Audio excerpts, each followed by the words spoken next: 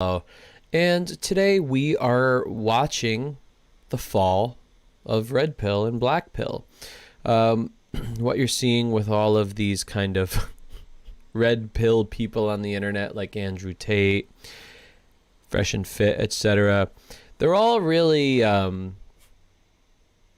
getting to the point where they're taking debates with people that aren't red pill and they're just looking like idiots in front of the whole world, and everybody's watching, and it's sad to see so many young men being sucked into this. But I mean, I think it's just clear that this is just a response to feminism, the feminism movement in the past 10 years, and that happens. And what's going to happen is red pill's going to die, and then it's going to balance out again a little bit more to the left, as it always does. But let's watch a video about it. Come on, watch a video. And welcome to the Hard Men Good Times broadcast. My name is Butch Dieselsteak, and today we're going to be talking about self-improvement for young men. Yeah, I mean, this is basically all man podcast. I don't know why, like, they think this is, like, new. I guess it's just because they're young. They don't realize that this stuff has been talked about forever. It's not like this is some, like, mind-blowing shit. You know, Butch Dieselsteak, mustache, American Eagle. Like, it's all the same stuff everybody thought was cool about guys since the beginning. But the one thing that men don't understand is that it has nothing to do with dating. It's all just performative stuff for other men, just to feel powerful. Power has nothing to do with attraction. Anyway, let's keep going. Have you been feeling kind of down recently? Yeah. Well, that must mean you're not a man. Yeah. This is more of that stuff. It's like every answer is because you're not masculine enough. Yeah. Time you consumed 4 raw eggs? Have you ever invested in crypto? Or are you not brave enough? When's the last time you flipped a tire over? When's the last time you ate yourself into a week-long meat coma? I don't know. Well, what do you think can be done about it? Fund social programs to help young adults find hobbies and socialize with each other, and more The funny thing is like, that is exactly it. Help people socialize. Help people have interests so they're not depressed and just watch TV and play video games all the time. Video games are fun, but that's not like a passion. I guess if you become like competitive and then like win money or something, I guess. I don't know. I just know that a lot of people are addicted to looking at screens, and they spend hours and hours and hours watching other people play video games. It's not fulfilling because you're not providing any value to the world, really. People just are on the internet all the time. Yeah. for young men suffering with mental health issues. It's the feminists. It's the cult. It's the feminists. Feminists. I'm still like, every time I hear red pill people talk about feminism and why it's bad, it's always like a different answer. I don't see what it's. They are making men not be masculine, and that's the problem. I just feel like there's the circular arguments that they have where like nothing really makes sense. Marxists. Now the femoids have got their own little jobs gluing acrylic nails to horses or something. Women can't have jobs. Women can't have money. That emasculates men, and that makes them not. I don't know. Like, is this scientific? What is going on? You only want to date the wealthy chap. There are microplastics in your sperm. You're never gonna touch a woman. Your skull is the wrong shape, and your balls are not tanned like Tucker Carlson's. You will forever be maidenless. Just drink the soy milk, Jeremy. Just grow your soy boobs and accept your fate. No bitches. No bitches. No bitches. Is the Hard total times. collapse in testosterone levels in America. Yeah, that's another thing. Like, apparently, in order to be attractive, you must have like a six-pack abs.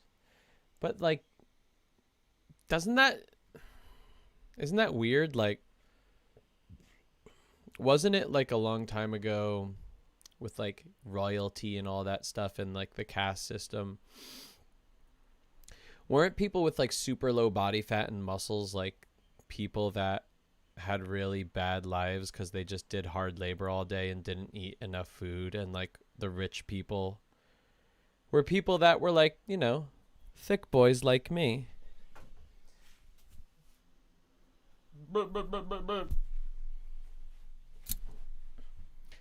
I don't know. I just think people are attracted to what they're attracted to.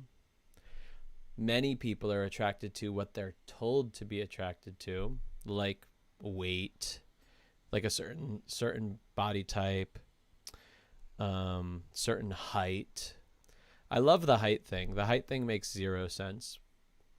When women be like, "Oh, he's tall, so that's good." Like, why? And when people talk about like, "Oh, they're fat," the attraction doesn't work like that. You don't just see fat and go, "I'm not attracted." Anyway. Man, how are we gonna do with those men?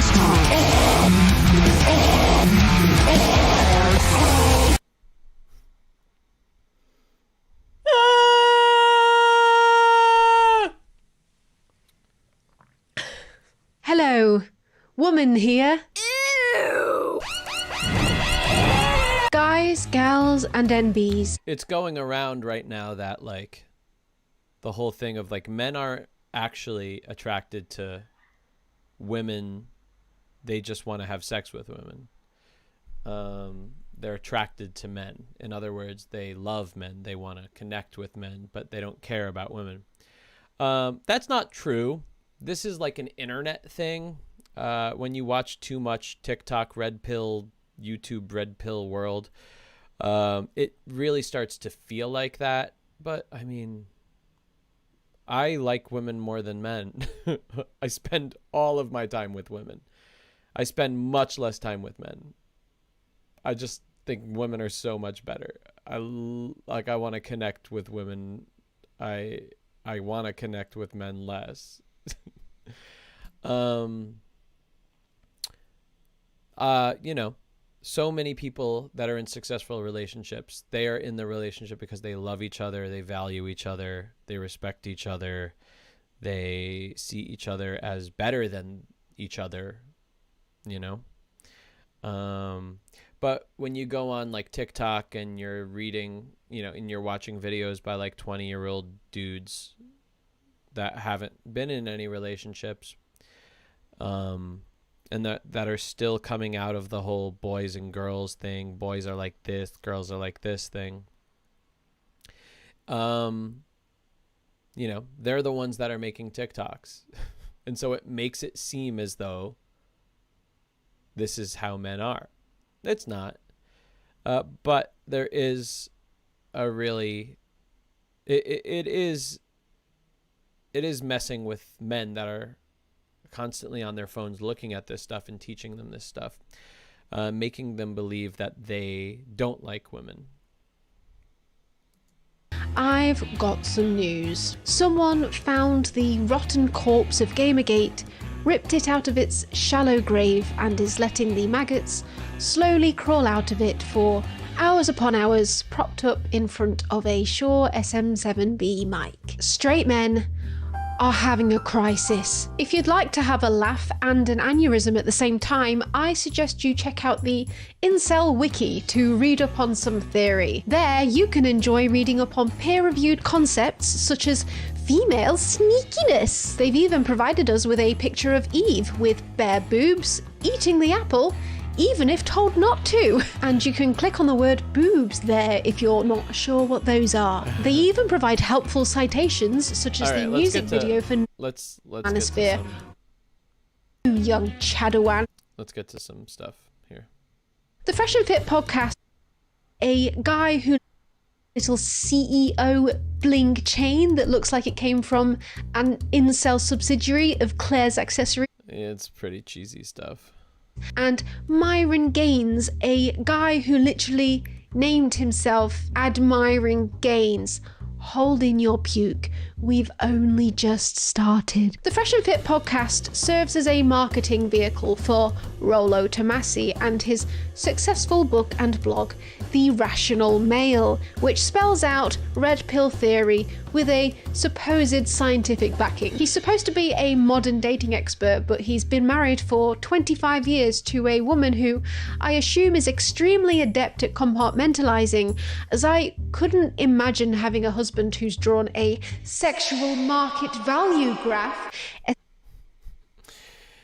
Yeah, and we read The Rational Male a couple weeks ago, and we saw that it had 0.000 basis in rationale or science whatsoever. And the other thing is, it had no original ideas also. It was literally just ripping off pickup artists' philosophy. There was nothing to it. There is no rationale whatsoever. Especially one that starts at age 15. Rollo calls himself the godfather of the red pill, but I think he looks more like the incel crypt keeper. The one who's That's true! Riddles 3 He of does! to enter the sweaty basement of Yo, she's funny. Damn. manosphere. Unfortunately, there's not enough BuzzFeed videos going around these days of extremely cringe radfems for angry meninists Yeah. to rack up. Yeah, that's another thing is BuzzFeed feminism really ruined feminism because they were more interested in getting as many clicks as possible. So what happens when you want to get as many clicks as possible? Hold on. Some red pillars are driving by. It was kind of loud. I'm sorry, that was stupid. BuzzFeed feminism wanted to get as many clicks as possible. And how do you get as many clicks as possible? By causing controversy, by having, just like really talk aboutable content that people want to share. And a lot of that is going to be really stupid content because stuff that's actually rational is stuff that's kind of boring, not that interesting and shareable. So yeah, what happened is there were a lot of angry feminists that were freaking out about like minor things that were going on, like manspreading or something like that. And it caused like red pill guys to have a lot of content to see this is why women are like this and men like, yeah. Of views by providing their extremely insightful commentary on them. Why are women perceived as the weaker sex? Probably because statistically speaking, See, if you women understand are what humor physically is and how it weaker works, than men. which I'm Not guessing all you women. don't because you're If you take feminist, a stat of then you know every that the single things that person are in not the as world funny as who men have the roots in generally very dark speaking. subtly as Christopher physically Hitchens quote the strong amazing actually as broke the this men. down. If you're talking about Fucking Yeah. BuzzFeed, you owe feminism reparations. But now Yes. certain YouTube channels have learnt that you can spike unsuspecting young men who are simply looking for self-improvement advice with a cheeky red pill via the algorithm, such as this one, which uploads videos titled things like The Ultimate Guide for Young Men, How to Get Your Life Together, or 9 Strange Ways to Boost Your Confidence, and soon enough you'll have fallen into titles like Toxic Masculinity is a Myth, and Why 95% of Men are Single and Lonely, and The Danger of Celibacy, or How Women Manipulate You. Wow. This channel in particular has become extremely popular, even though it's just stock footage with a computer-generated voiceover, reading a script that sounds like it was written by an AI whose only data input source is the diary of a 15-year-old boy who got rejected. Yeah, all right. Of gr- Let's move on. This video is sponsored by... Yo, holy shit, she just changed up her look entirely. That's impressive.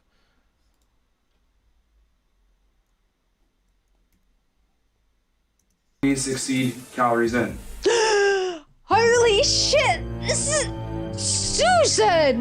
What are you doing leaving this up? We can't have this on YouTube! So what about Fresh? Well, he's an expert alpha, banging 9s and 10s all the time too, don't you know? Sometimes 3 in a day. But today we're gonna talk about my W in terms of having 3 women in one day. Now, it sounds crazy, right? I met this guy at a pool party. He's an NBA player. I won't say his name for some reason. Okay. So when I was young, I thought this was cool too. Oh, hooking up with 3 women in a day. And that was really exciting for me.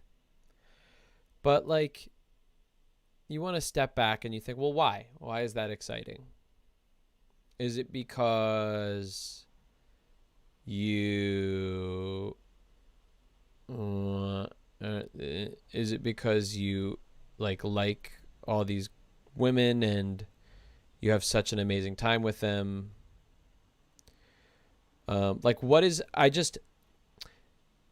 Nowadays, it's just confusing to even hear that and think of that as a cool thing. Like, why? I don't have time for that. I don't care about that.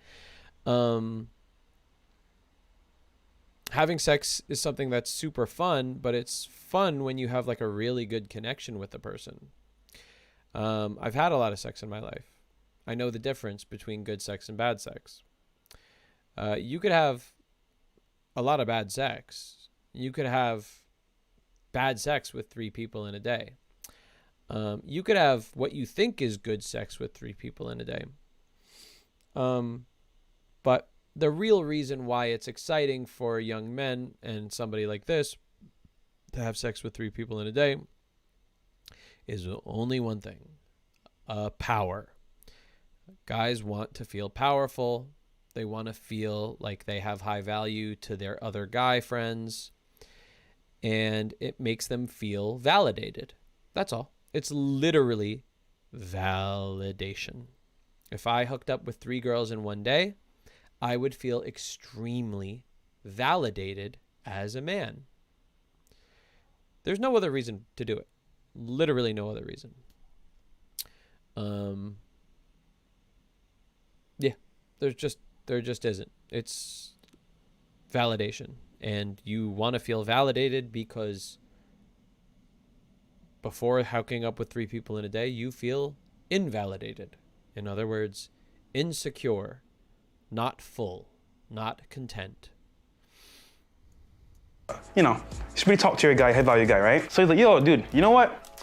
I'm having a mansion party like the next day. Come through, I got you. Legit, guys. I could have a threesome with them. Did my thing with one of them, came back outside, hopped in the shower real quick, talked to the other one, went back in the room later on.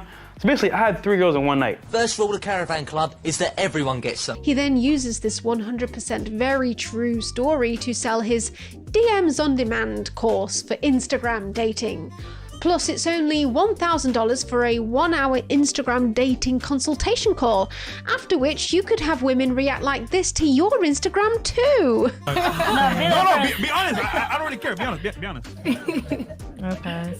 Why? I think I'm almost like, I feel bigger than you. Loki kind of looks like a new fraud in a way. Right? I'm a Nigerian scammer. Yo, I swear to everything, that was what I was going to say next. You look Nigerian. Yeah, that's And right. like, I would think you scam. I'm gonna pass because you look like the off-brand Kevin Hart. Okay, now put up Myron's. No, hell no. Yes. No. True alpha males. I have no idea why you'd go to Twitter for dating advice, but there's even... What? Okay, now put up Myron's. No, hell no. Yes. No. True alpha males. I have no... She enjoys hurting you.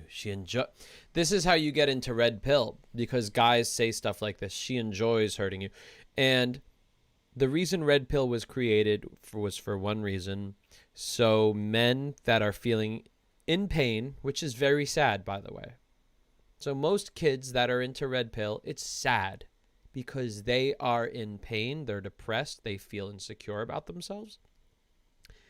And then you have the man maker that goes, listen, man, she enjoys hurting you. She enjoys cheating on you. It's all funny to her, bro. If you've any brain left, replace her or suffer. Now, yeah, I mean, if you're not connecting with somebody, and if somebody isn't, like, the advice is fine. If somebody is hurting you, cheating on you, and laughing at it, of course, go somewhere else, meet somebody else. But this tweet obviously has bias to it. He's not replying to anybody with his tweet. There's no tweet of some guy that was like, so my girlfriend cheated on me and laughed, and then he responded. No, he's just making this tweet out of nowhere. Why?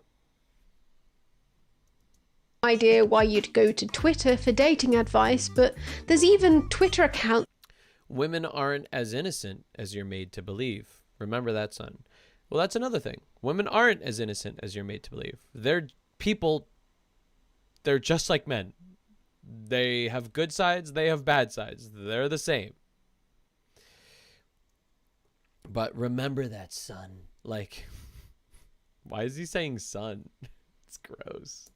Offer seduction tips, and just so it sounds like they know what they're talking about, like it has a... So, like, again, this is a lot of the red pill stuff. It's going to children, boys, and also college kids, where there's these just like completely just like false statements. After you masturbate, women can sense it and will keep their distance. What? Like, where is this coming from? And it's how to seduce. I just, like, I wish I could just make up shit all day long and just have people eat it up. Basis in actual female psychology or something. They sprinkle the red pill bullshit in there to make it sound as if it's scientific. Women will never accept weak men. They will act like they will accept you, but deep down they hate weak men. They hate weak. Another thing that a lot of red pill people do, or just everybody really does on the internet, is they make these absolute statements. Weak men. You are either weak or you are not weak. Why can't I be like weak and not weak? Why can't I be strong sometimes, weak sometimes, strong in certain areas, weak in certain, right? Like we're like, we have depth. Humans have depth. We're not just you're weak because of this. Women hate. What if we're weak in some places, right? Like I have ADD. I'm very absent-minded. I was with my friend yesterday, and I literally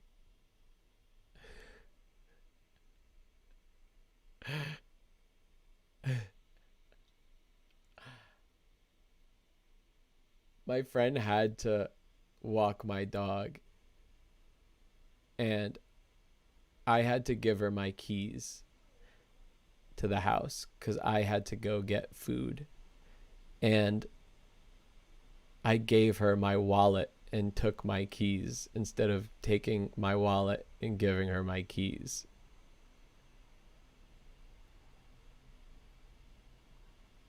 I have the worst ADD in the world. I do that all the time. I'm super absent-minded. I forget everything. I'm super forgetful. I forget what happened yesterday to me. I'm weak in so many areas. I'm weak physically. But there's these absolutes on the internet where it's like weak men, women will like women. Yeah. And then when they make generalizations about women too, and they say women are like this, all women. People are just people. These are guaranteed seduction techniques based on peer-reviewed research that will work on any woman. There is always an ad for a course underneath these tweets, and if you click on the course link the seduction devil wants to sell you, you'll apparently be doing the following in just 1 week. Skipping the line at bars and clubs, high-fiving the bouncers, and befriending the staff, friends. Okay, again, so bars and clubs, they are the place that's like the place to show off all of the red pill stuff that you feel the world likes. Basically, let me just put it in this way. I'm trying to say it in a nice way. It's where shallow people go. That's all. Clubs are where shallow people go. I know this because I went to clubs for years, and I coached in clubs for years. Clubs make things extremely expensive. They make things seem super difficult to get into.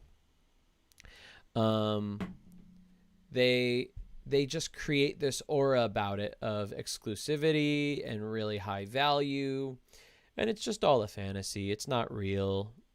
It is literally a business to make as much money as possible, and they use exclusivity and high value humans as a way to get people with a lot of money to part with their money and spend, $5,000 on a bottle or two of alcohol. That's all it is. And if you fall for that, that's great. I mean, okay, like most people that are young fall for that, and then they grow out of it. I was never into bars and clubs.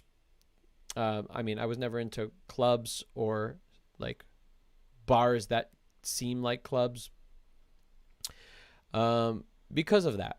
It's just one big shallow place to go. Nobody really cares to talk or to connect or talk about fun things. It's literally just about showing off. And there's a lot of people that like that, and that's okay. I mean, I'm an introvert. I'm not like that. I like to have deep conversations, connect with people, talk about my interests and my passions in depth.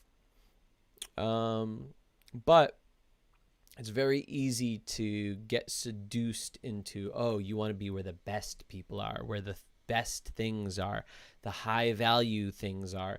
And it's just all bullshit. It's stupid. High value is what you deem it to be. Staring at them in disbelief, attracting 9s and 10s effortlessly without saying a word to them, entering a cafe with their girl, receiving a warm welcome and discovering that their regular has already been prepared, walking into any social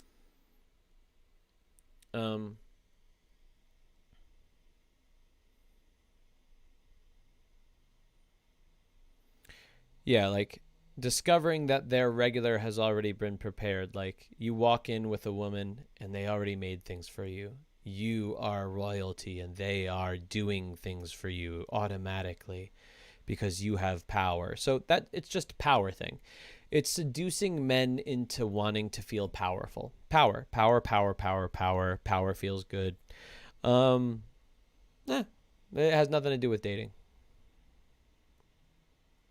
for the first time and leaving happier, smarter, and richer, having made meaningful connections. Beautiful women dropping every excuse to be around them, shooting braless, not asked for, right after you've got a double kill bot lane on League of Legends. It's a tried and tested grifting technique of gradually convincing men that they can externalize their self-confidence and masculinity issues and solely place the blame on women. A simple enemy is always more enticing than the complex and nuanced issues of late-stage capitalism and the social stigmas of male mental health. Women, sadly, are an easy target. Once they hate women, they no longer treat the women in their lives as equals. And then when the women are not responsive to their supposedly scientifically proven game techniques or are unwilling to be subservient wives, they will hate them even more, blame feminism and a woke society, and possibly regress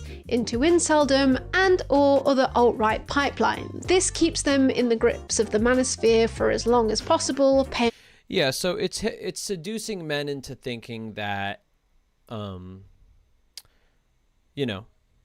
dating is about power, and it's not. But if you trick them into thinking that power is the answer, then yeah, you turn into these jabronis. Courses and watching the content in a paradoxical mental state of both hating women and being obsessed with them, wanting to talk about them. Yeah, that's the thing. It's like, it is hating them and being obsessed with them. It's so weird. It is so weird. I don't get it. for hours on end, day after day. And this is what made it so difficult for me to try and curate all of the main talking points of the manosphere into a simple set of teachings. The space is full of like 90-minute podcasts during which they just gargle each other's Kool-Aid, regurgitate. I thought she was going to say come.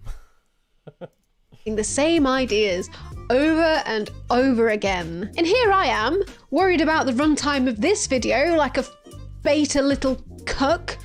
Ooh, will anyone watch my video? Okay. Over and over again until they start to sound plausible. And this will happen until these men are so black-pilled that they've fallen down the rabbit hole onto the Wheat Waffles face rating charts and are desperately trying to work out how ugly women find them with needle-point precision. So the skull can be divided into two parts, the splantocranium, which comprises all of the facial features, and the neurocranium. But a few years ago, this Kermit-sounding ass PhD haver crawled onto the scene and started regurgitating these ideas, but with bigger words, emboldening the movement even beyond the damp basements of inceldom and into popular right-wing rhetoric. Yeah, I mean, Jordan Peterson is wrong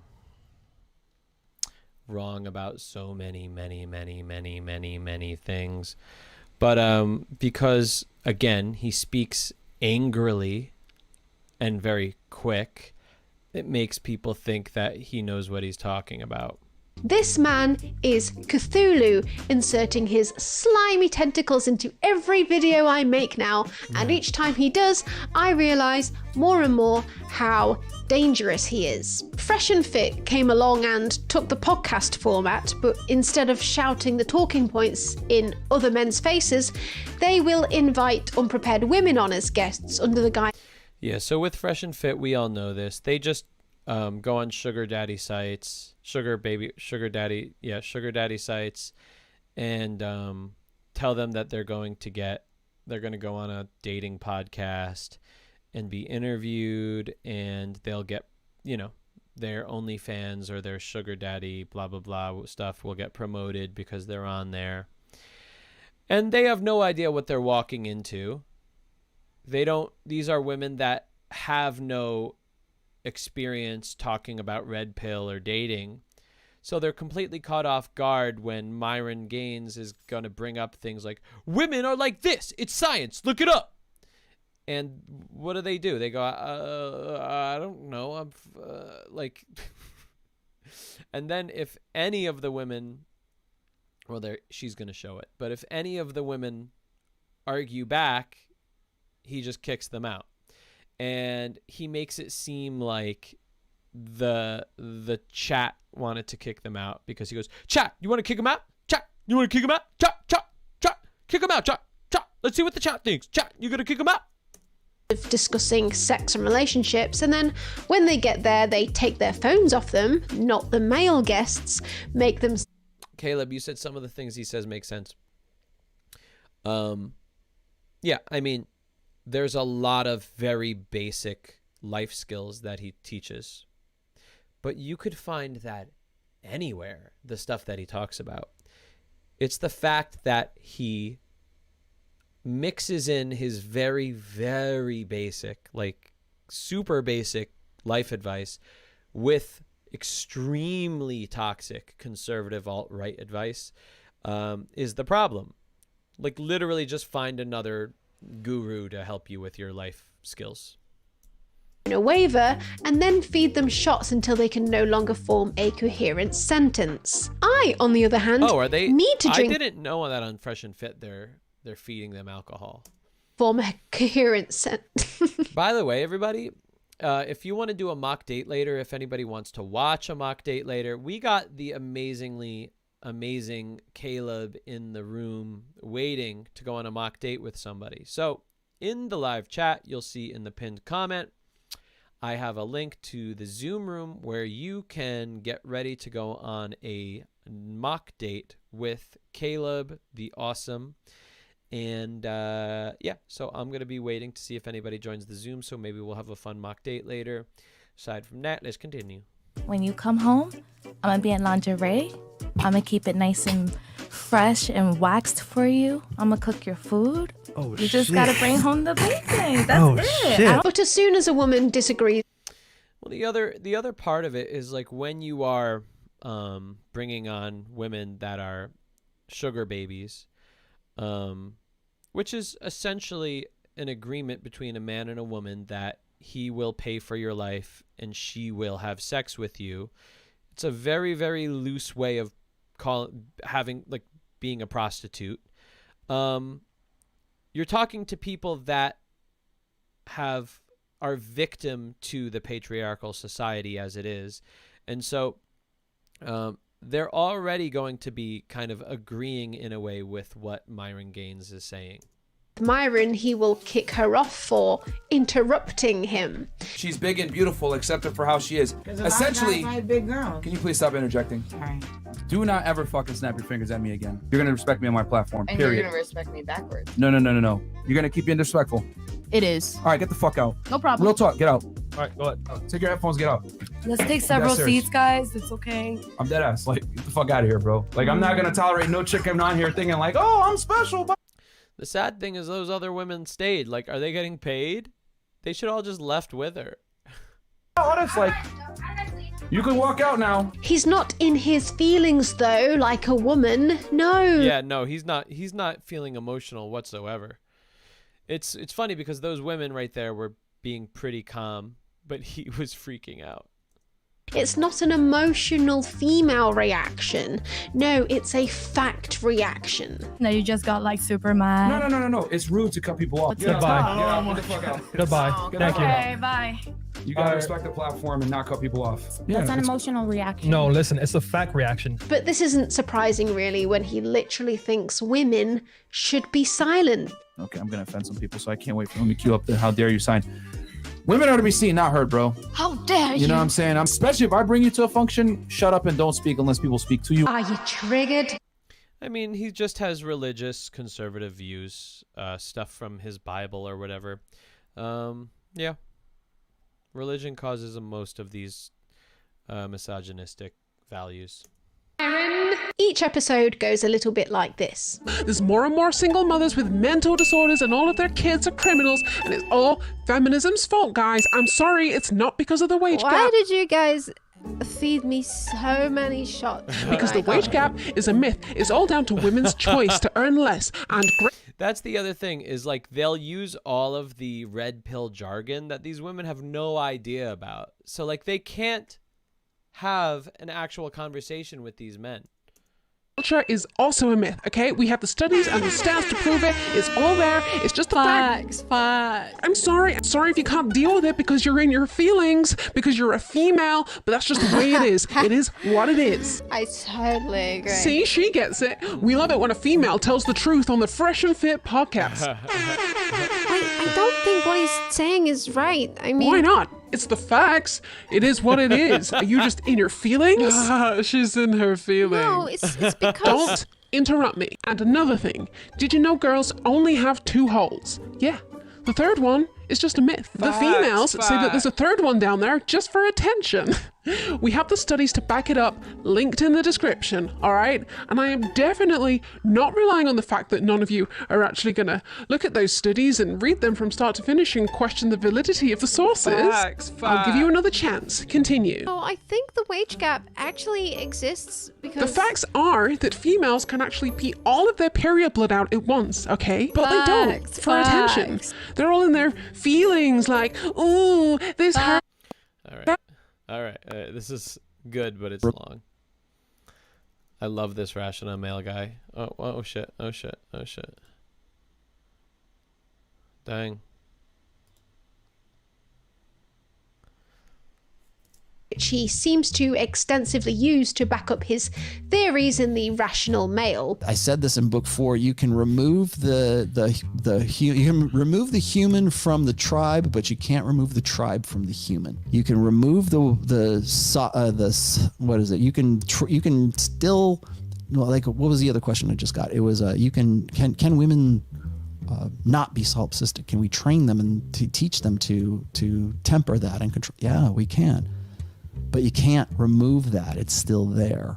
It's still an influence. Much Much of the red pill is based on pop evolutionary psychology, which is a She's so spot on. It's pop evolutionary psychology. It's shit that is no basis. It's just shit that people are passing back and forth to each other saying, evolutionary cavemen, you know, cavemen just want to like knock a woman out with his bat and just, you know, drag her out of the cave or into the cave or whatever cave. Criticized field of psychology in general. It is impossible to conduct studies on evopsych without forcing a set of humans to grow up in a life devoid of any societal stimuli, although you could probably argue that incels are the closest we've ever got to that. But they will base their theories on experiments from the modern day on people who have already been shaped by modern societal stimuli. So all the manosphere can do to back up its claims is use its shaky pop evopsych and statistics and survey data from the modern world.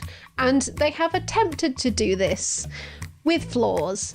Many flaws. No, I don't want. But this also caused an increase in accidental pregnancies out decades. The to care in the citation needed. First of all, let me take you through the entire theory of the red pill. Fasten your seatbelts. So back in the 50s, most women were happy housewives who didn't bother themselves with man things like joining the workforce and stayed at home to care for the children. But in the 60s, the contraceptive pill led to the sexual revolution. This meant that due to the decreased pregnancy risk involved in casual sex, people did not get married as young, but this also caused an increase in accidental pregnancies out of wedlock, causing an uptick in single motherhood. Single mothers are not capable of raising a child properly on their own, causing the children to become criminals and join gangs in order to replace the missing masculinity present in their childhood. Bear with me. Over the next few decades, the feminism movement has also allowed women to enter the workforce, which is actually against their own wishes, even though they don't realize this. Due to their biological ticking time bomb. Yeah, it's so true. Women really don't want to be working, but they do it anyway. Why don't they realize that they don't want to be working, even though they keep doing it? They actually prefer to be using their most fertile years to bear children, and when their careers force them to miss out on this, they become depressed. Inseminate me now! Hypergamy is the ingrained female nature to date up in terms of status in order to ensure stability for our offspring. This is something that we cannot shake. It's programmed into us. It is causing young and fertile women to only select the bad boys or the alphas, leaving all of the young betas without any sex, as the top 20% of chads sleep with the top 80% of women, leaving 80% of men fighting over the bottom 20% of women. I have a hot take. Who gives a shit?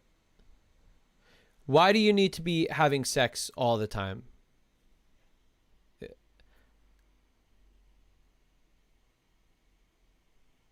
Why? It's because you've been told that you need to be having sex all the time or you're not a good person. You don't need to be having sex all the time. It doesn't fucking matter. Focus on being happy. Not being validated. Validation is not going to make you happy. This is a Pareto principle in the dating marketplace. So once women have had all of their fun and hit the wall at around... But the next thing is like men in the red pill stuff. I mean, this happens on the other side too, but men always point out things and then they act like women don't experience the exact same thing. Are you saying that only men have the issue where the top 20% or something like that are the only ones that are hooking up and having sex? And for women, it's not like that. Women equally are dating who they want across the board. Is that true? 30, meaning too many other young women have entered the sexual marketplace for her to compete with for all the sexy alphas, she will find a wealthy, beta nice guy to settle down with so he can provide her with the children and the stability.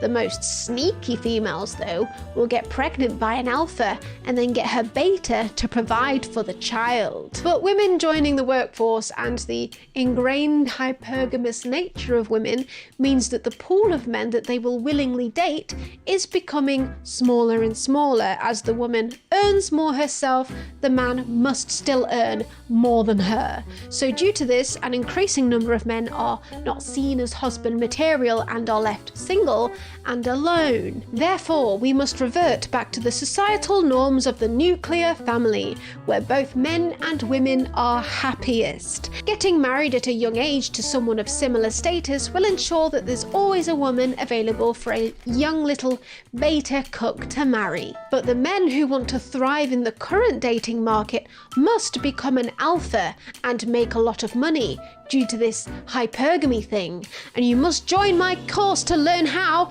Only 997 down to 99. Today we're going to be talking about hypergamy. 5 forms of female hypergamy. You know the word hypergamy or hypergamy, however you want to. On this podcast, we don't cry about hypergamy. So hypergamy, this is a huge subject. Human females engage in hypergamy. Women mate across and up dominance hierarchy. With a small percentage of men hogging a large percentage of women can't get rid of their hypergamous nature. And then wow, there are so many men podcasts. It really is true. Leave the men at the bottom to be cast away. That's fucking terrifying. It's widely accepted that women are hypergamous. That's it. First, so let's look up the definition.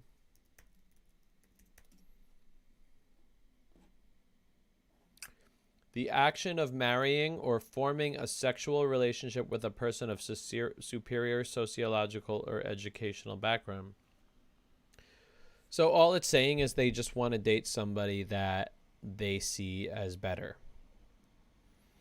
But like, why would I want to date somebody that's not better than me or that I see as equal? In other words, better than me in other ways. I just want to find somebody that's I think is awesome, right? Everyone that I've dated has been somebody I thought was awesome and they thought I was cool too. I don't know.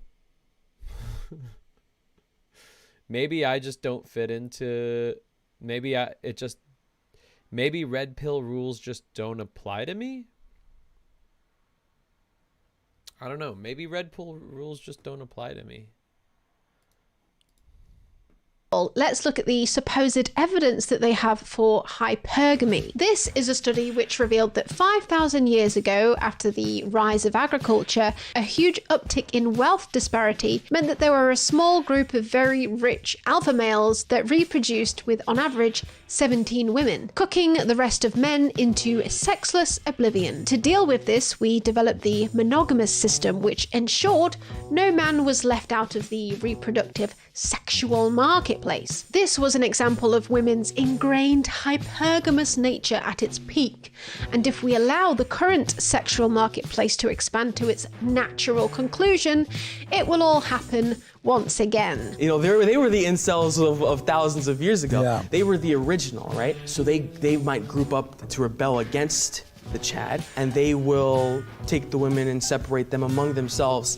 The Marxists, for example, they came to America and they destroyed thousands of years of cultural evolution. We live in a primitive sexual market. Yeah. Just like it existed thousands of years ago. For a start, there is no consideration that this may have not been the women's choice. Many of these powerful alphas were probably armed. Yeah, that's the other thing about Red Pill is they think it's all women's fault for things that happen. They don't think, oh, well, who runs the governments? It's like men took over things, dominated women, and then when women follow what men asked, other men got mad. The women in all reality and not allowing her any. Yeah, Block Boy just nailed it in the chat.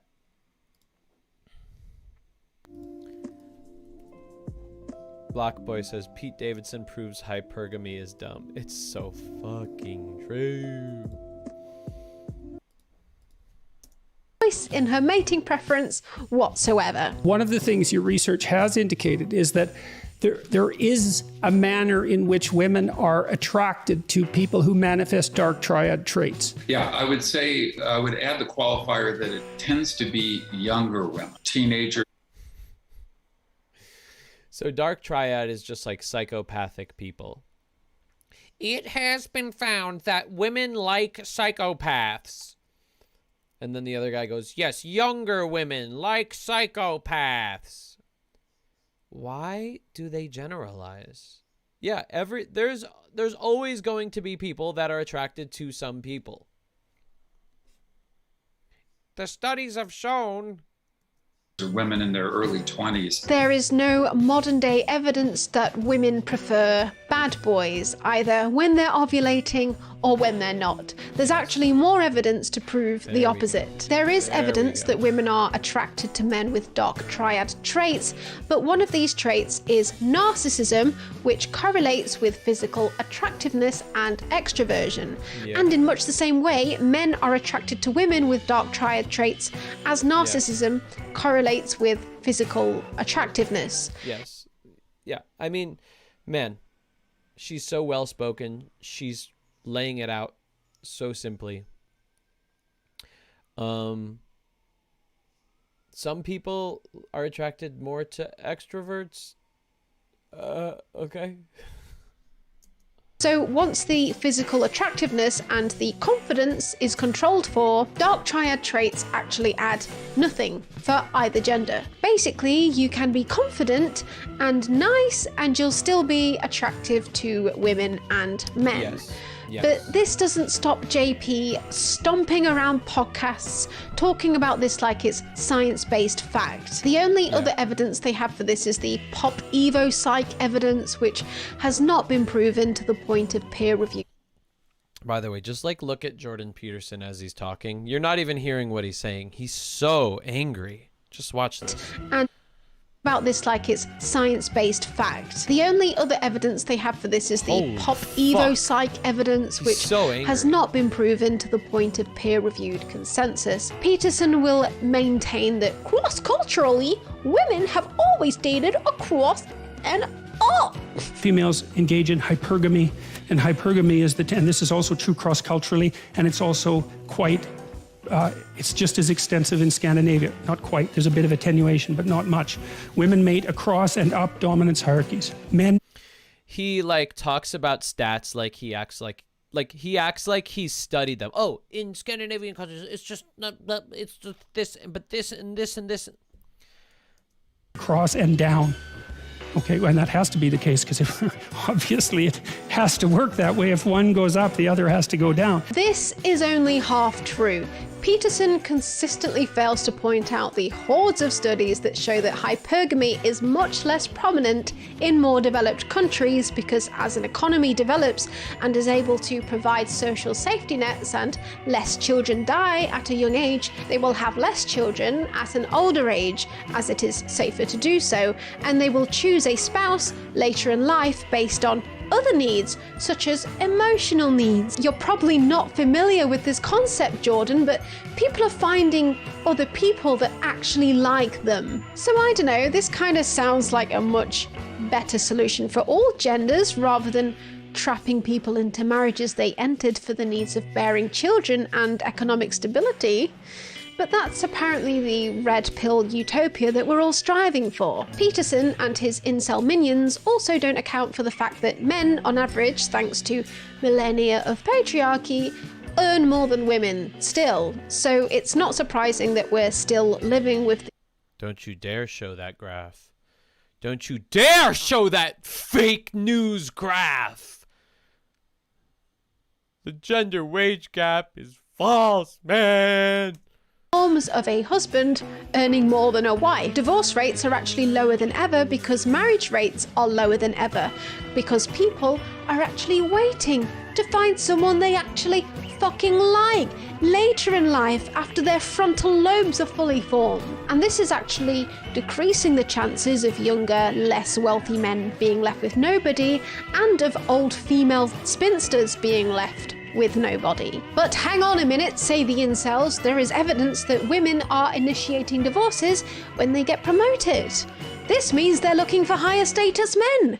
We tell guys all the time that marriage isn't really a good institution in the United States anymore. A woman choosing a bartender who is broke over a rich guy is just so far removed from reality. The concept is known as monkey branch. 70% of all marriages end because the woman petitioned to have it end. It's set up so that the one with less money is the one who gets spousal support. Because they've been incentivized to do so because of the wealth transfer. For women, like the richest women in the world, either got their money through inheritance or they got it through divorce. They just want to protect themselves. That's generally why they do it. A woman breaks up in order to trade up. I could struggle with you, or I could take this money that the government's giving me, and all I got to do is sleep with you. Ultimately, this can also be her searching for a bigger, better option. And they believe they've got relationship equity that they can make a withdrawal on at a later date. Women do initiate more divorces now because when they feel that they can support themselves, they are less likely to trap themselves in an unhappy marriage in which they are expected to do most of the household chores, causing them stress. There is no evidence that they are leaving them for higher value males. There is also another apparently hard to... I thought women date alphas and then marry betas, but now they're getting rid of the betas to go for higher... Low pill that women will cheat on their beta male husbands with alphas. Another theory that Peterson backs up with particular fervor. And I'm not saying anything for this or against this. This is a purely factual biological claim. Is they pick... You see how he does that? He acts like he doesn't have bias, but then why is he bringing it up? Monogamous marriage, and they cheat with high status guys. Now, you know, obviously in the confines of the marriage, that's a terrible thing, but... That's a very uncomfortable subject, though, for women in particular. It's an uncomfortable subject for everyone. Right. Is there any evidence to back this up? Absolutely not. From survey data, men admit to cheating on their spouses more than women, but the women are catching up with the men because the most common way for someone to cheat is with someone they know, like a work colleague. So now women have been allowed to leave the house more, they're actually beginning to cheat as much as men do, but... You see how that just sounds... That sounds rational. No evidence that they've ever cheated more than men, and it's still not the norm to cheat either. Like, yeah, Leah Lee just said something so good. I thought women slept with the pool boys.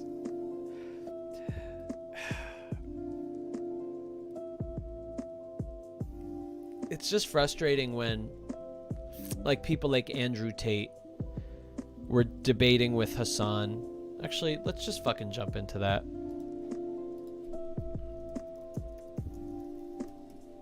Really quick. If you guys don't know who Andrew Tate is, he's like the new black pill guy that has just been going super viral lately. And just saying a lot of dumb shit on the internet, and then Hassan debated him and just absolutely destroyed him. And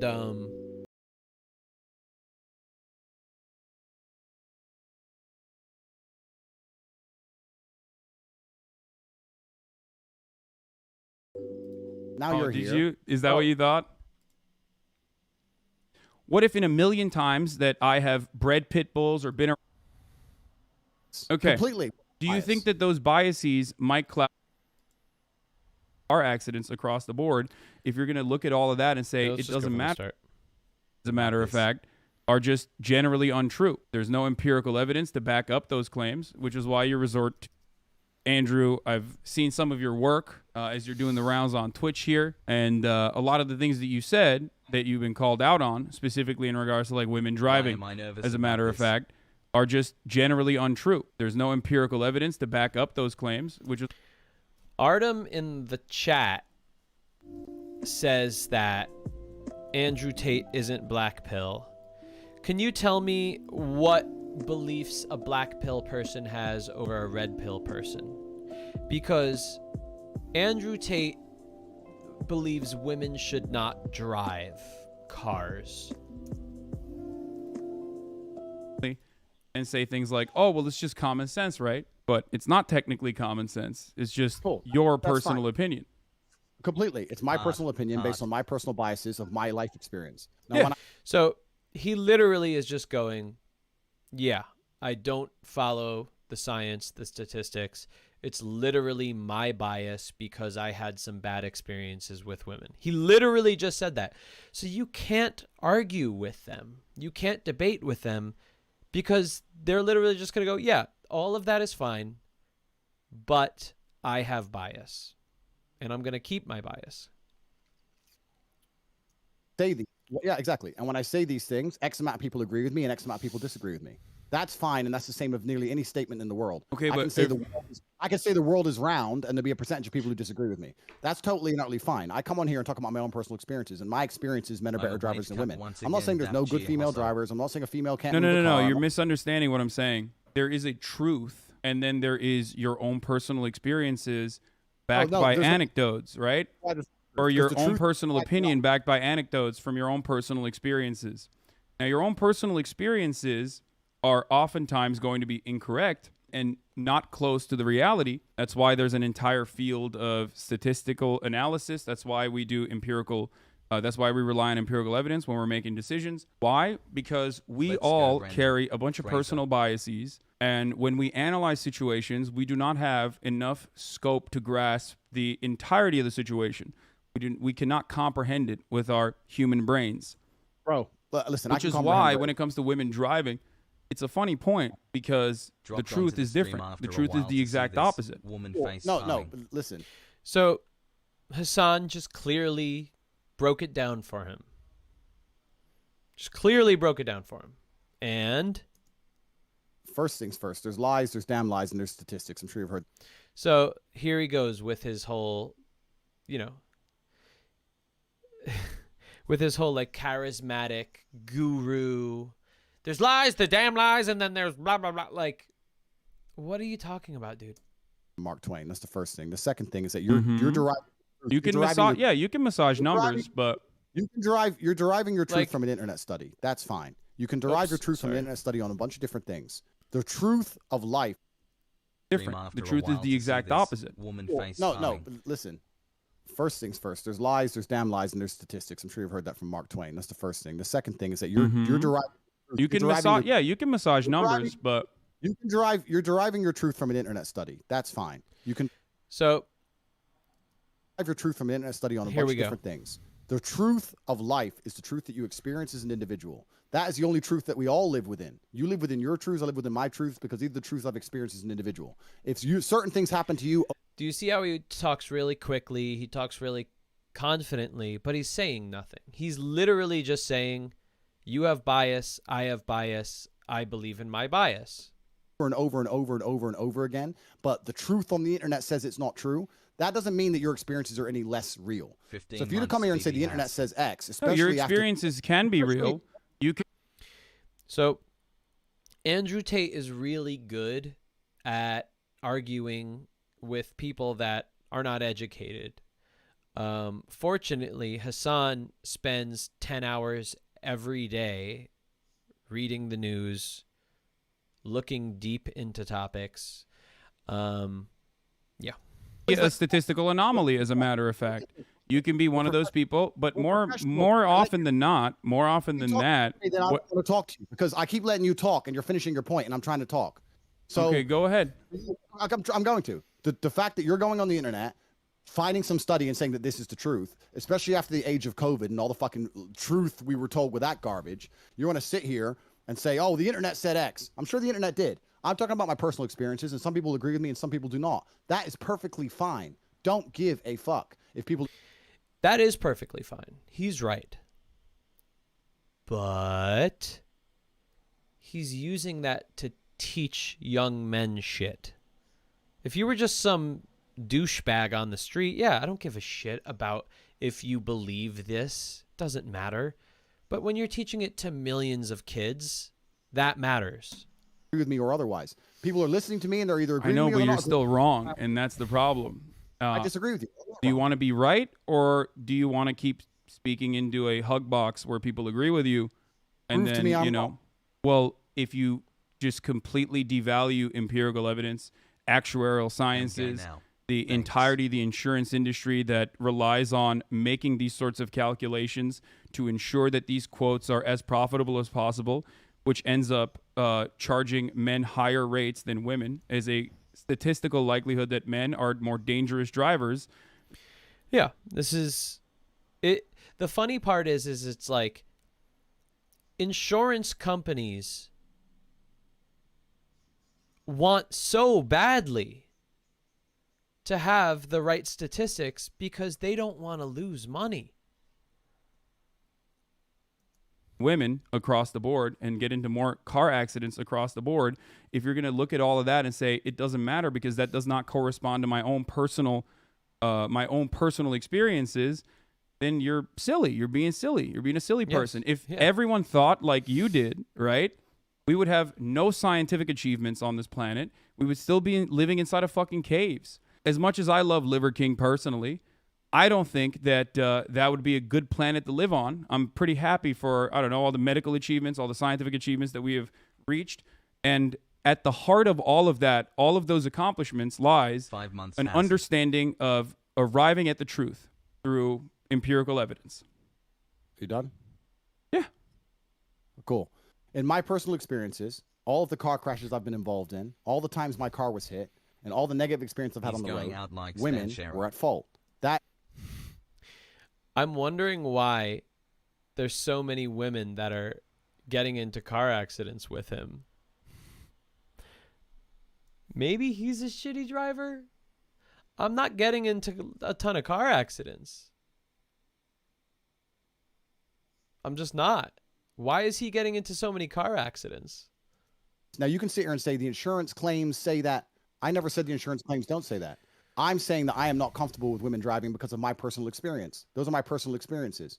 You can drag up all the empirical evidence in the world you want to try and drag up. Anyone with a brain knows how that aids the world agendas anyway. I don't want to go too political on a stream that's going to get taken down. So I'm not saying that I can't find a female race car driver. I'm not saying that. That's not what I'm saying either. I'm not talking about like statistical anomalies. I'm straight up talking about the overwhelming amount of evidence. Marcus says he sees a woman driver and blackout rages, which means more accidents. Suggests that women are more careful drivers than men, okay? And therefore better drivers than men. You keep resorting back to your personal anecdotes. So let me walk you through this, right? Brother, do you agree that human beings have biases? Do me a favor. Okay. But hey, I respected your time. Do you want to answer my question? Do you believe that human beings have biases?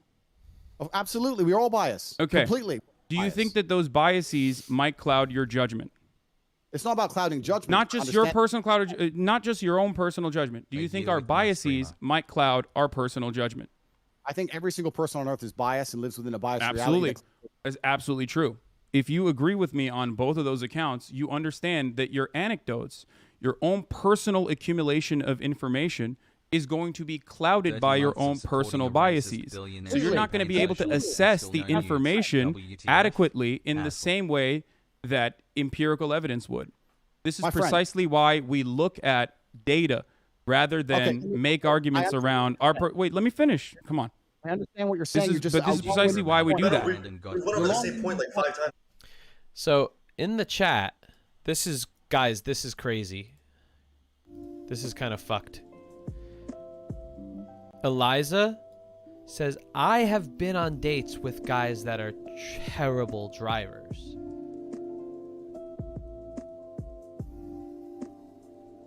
Then I don't know who to believe. Is it Andrew that's telling the truth, or is it Eliza? Because Andrew says that he's been in accidents with all women drivers. Eliza, she's been in the car with men who are bad drivers. This hurts my brain. I can't figure it out. Then who's the real bad driver? I'm confused.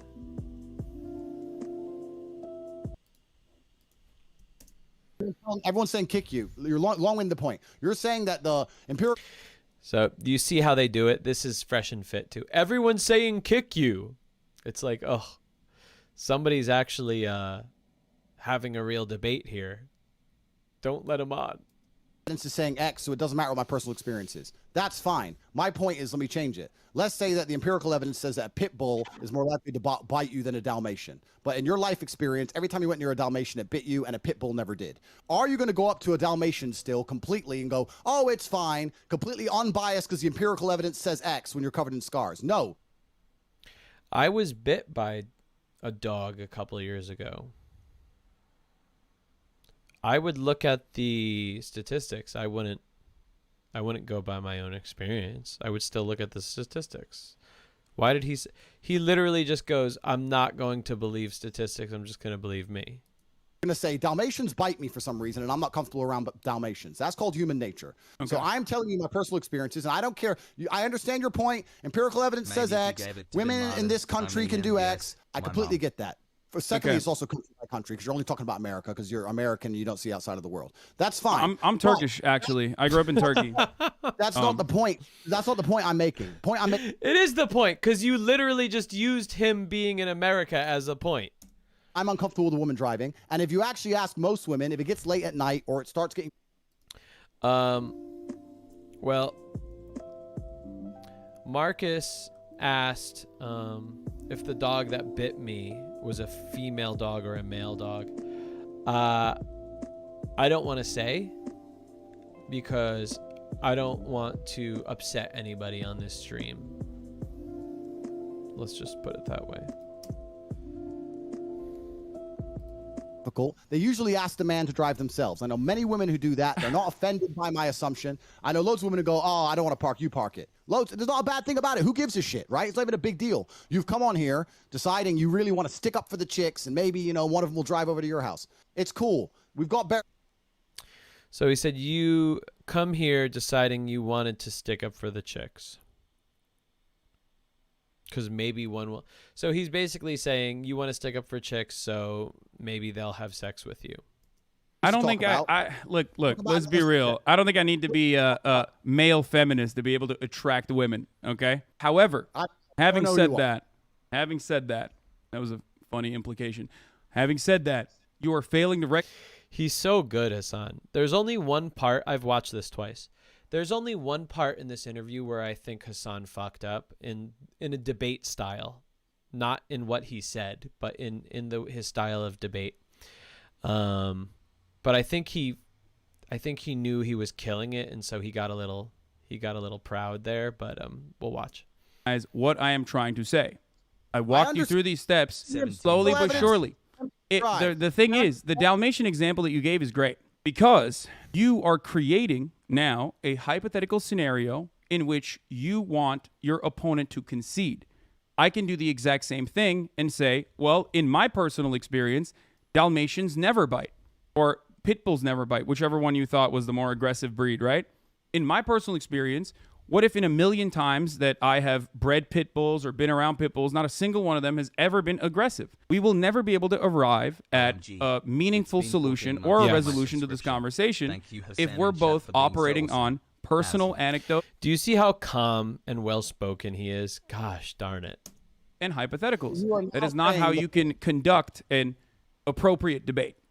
Good. So now you're saying the thing I just said. I have my own biases, my personal experiences, and I say them. Some people disagree and some people agree, and I don't care. You now come along. But you're still wrong, though, because I'm not operating on biases when I talk about women driving.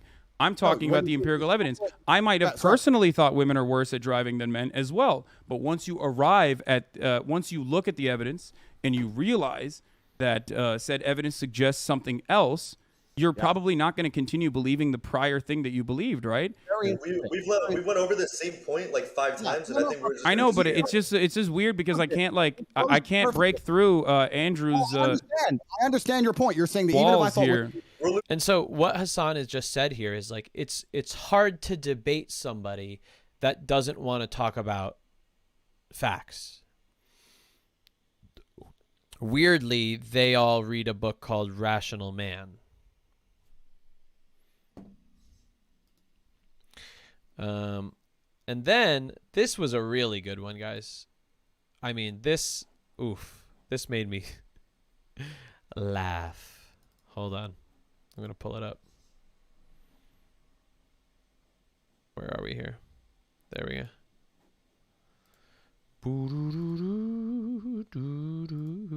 Did anybody see this? This is crazy stuff. Oops. Hold up. There we go.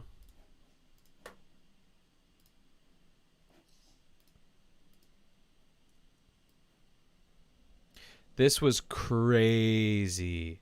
When I saw this, I was like, this is the end of Red Pill right here. Watch this. You think women are as smart as men? Well, it's been proven that the smartest people in the world are men. Proven how? So there's the bell curve, right? So, by the way, like the fact that I am supporting a Barstool Sports guy video. What's his name? I don't even remember his name. Burry McFlurry Blick. I don't remember his name. But the fact that like it shows you how dark and red-pilled this guy is, Andrew Tate, when even what's his name, Dave Portnoy, is just goes completely just fact-based and rational and then just shuts him down completely. Men are more likely to be on the extremes. So the most stupid people on the planet are men, and the most intelligent people on the planet are men. Women are more likely inside of the middle of the deviation. So this has all been proven. By who? Read the study. What study, bro? Google it. I'm gonna Google it. What am I writing in? What am I writing in for a Google search? Are men smarter than women? I just love that Dave Portnoy wasn't going, yes, interesting, and like, ugh. He just said, all right, let me Google it. Okay, this should be interesting what comes up. Are men smarter? Just so you know, at Google, you're going to say it's run by the people, but I Googled are men smarter than women, and literally every single study says there's no difference. Well, I'll find the study for you. Read a study saying the most stupid people in the world are men, and the most intelligent people in the world are men, because we fall to the outward deviations of the bell curve, whereas women are more likely to be in the medium. Do you see how he like tries to talk smart? And for kids, it works. Fall to the outward parts of the... Dude. I think it's wrong. Like based on everything, I just think it's wrong. Like they're Yeah. Wait. Marcus said, "Did he say Reddit?" We have to. He says it very quickly, so you have to. It's so funny. People in the world are men. Find the study for you. As there's no difference. Well, I'll find the study for you. Read a study saying the most. It was a Reddit study. What's a Reddit study? People in the world are men, and the most intelligent people in the world are men, because we fall to the outward deviations of the bell curve, whereas women are more likely to be in the medium. But I think it's wrong. Like based on everything, I just think it's wrong. Like there's like 20 studies that pop up. So well, then if you were to look up the highest IQs in the world, the first 10, first 20, look them up. Are they men or women? I haven't done this. Look it up. I did highest IQ in the world. Literally what comes up. Marilyn von Savant has one of the world's highest IQs. She is known as the smartest person in the world. Cool. Then all right, cool. Then I'm totally wrong. I never even said. All I told you is that the most stupid people in the world were men, and the most intelligent people in the world were men.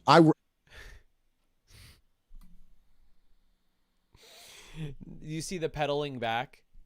I never said. All I said. I read a study on it 4 or 5 years ago, and I thought, you know what? I know some stupid men. I don't know women that dumb.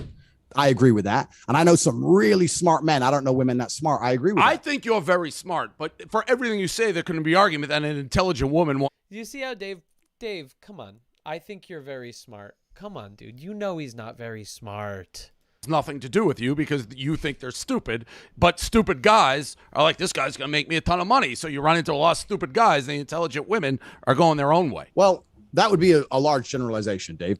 That's what we're doing. There's been a lot of those here today.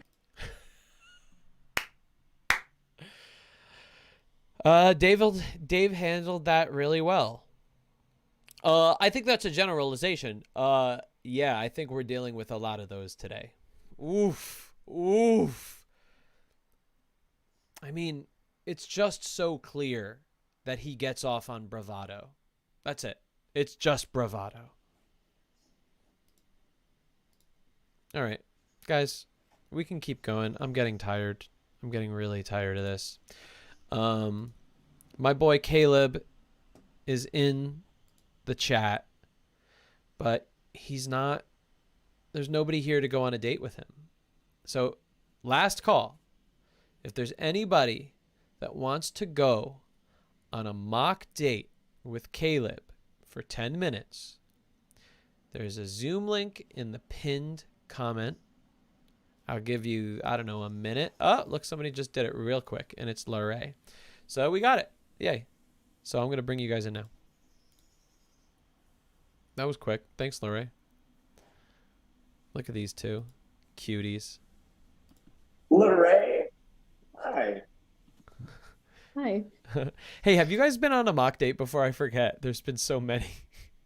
No. No? Whoa.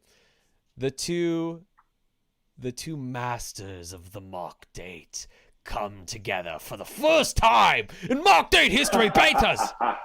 Yeah. So you guys know what this is all about. If anybody's watching for the first time, Eliza says, "Are mock dates scary?"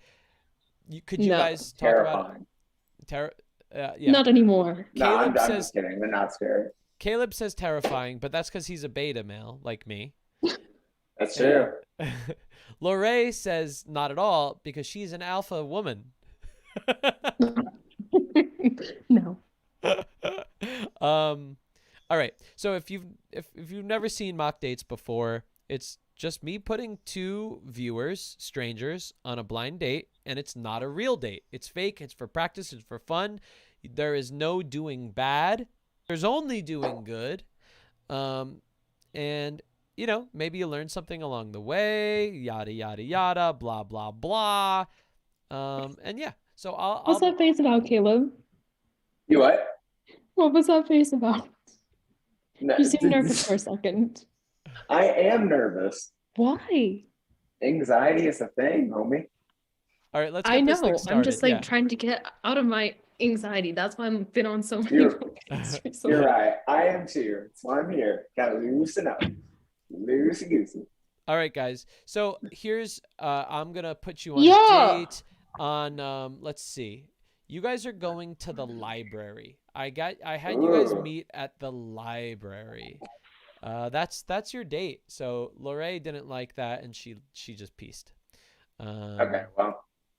No, I'm just joking. She just accidentally turned her video. Probably found a good book. Yeah. Yep. So just have fun flirting with each other, joking around. She'll be back in a second. And I'll jump in and maybe give you guys a few pointers here and there. But yeah, you guys are in the library. It's a blind date. We shouldn't be talking in a library.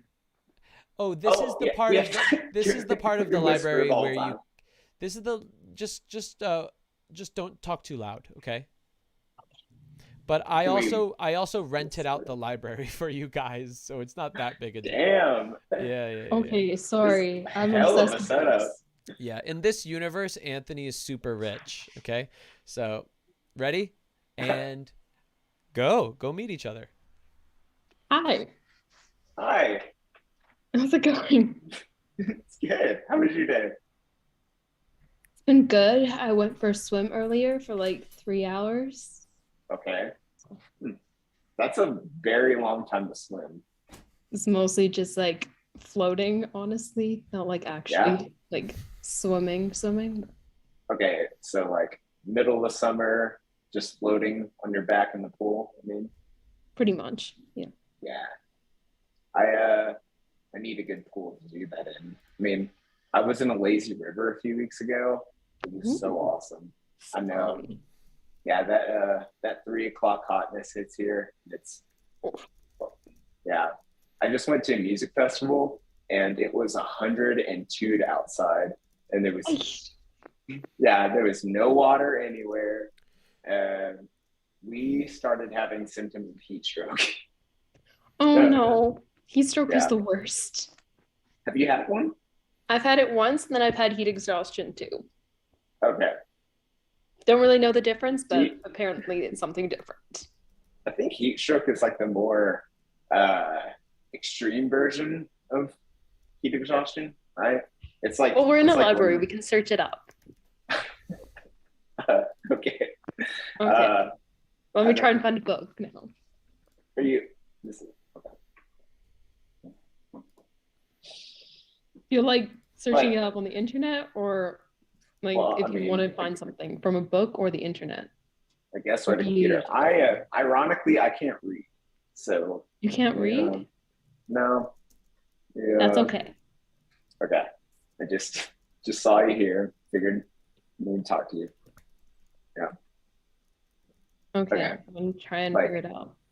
My sister was like running for her volleyball practice, and she like started having symptoms of heat stroke or exhaustion, but she had she suddenly got chilly and it was like 102 outside, and like she was like, oh my gosh, I'm cold. I was like, that is not good. You need to drink water or something. Don't push yourself. So here's the differences between heat exhaustion and heat stroke. It's gonna bother me if I didn't search it up.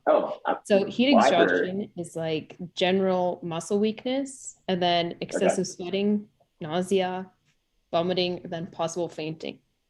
Heat stroke is when your body temperature reaches over 103 degrees Celsius. Fahrenheit, I mean. I keep on mixing it up, honestly. Yeah, Canada. Yes. We were definitely not having heat strokes. Like it was more heat exhaustion. It just who has a festival in July in Central Texas, right? Like, does it get hot in Canada? The first concert you went to. That's who. That's true. We're like, yeah, we're gonna camp. Thank God we had the hotel as the backup. AC. Like my friend was starting to faint.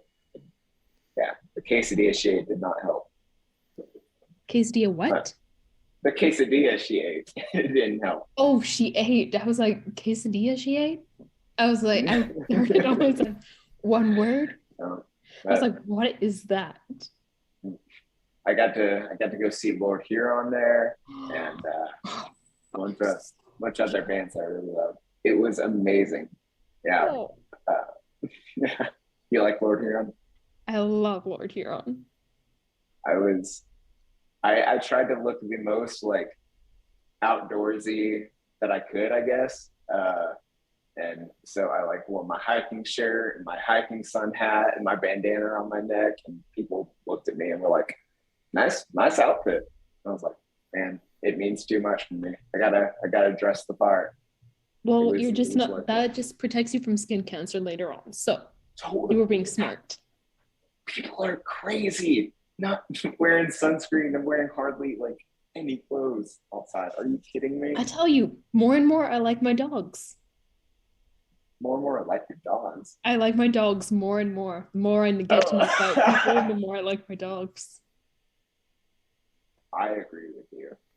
I was walking through Walmart and that was the other day, and I was like, except I said that out my like cats, but it's like I saw somebody walking through the grocery store and he put like a Lunchable, like that was in the frozen section, I think, on just a random shelf in there. And I just like, I don't mean to sound high and mighty, because I mean, I've been lazy too, but like, I was like, come on, man. Like,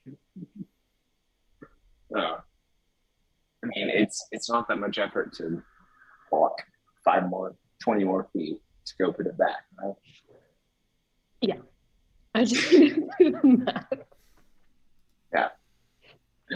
Yeah, but people are lazy. It's all right. Yeah. But at least your hair looks good. Like, it looks good today, so. Thank you. No problem. You always look great. Yeah. Actually, I figured out the secret. What? And you're going to hate it. You're going to hate it. Cold showers. No, I take cold showers for my hair too. No.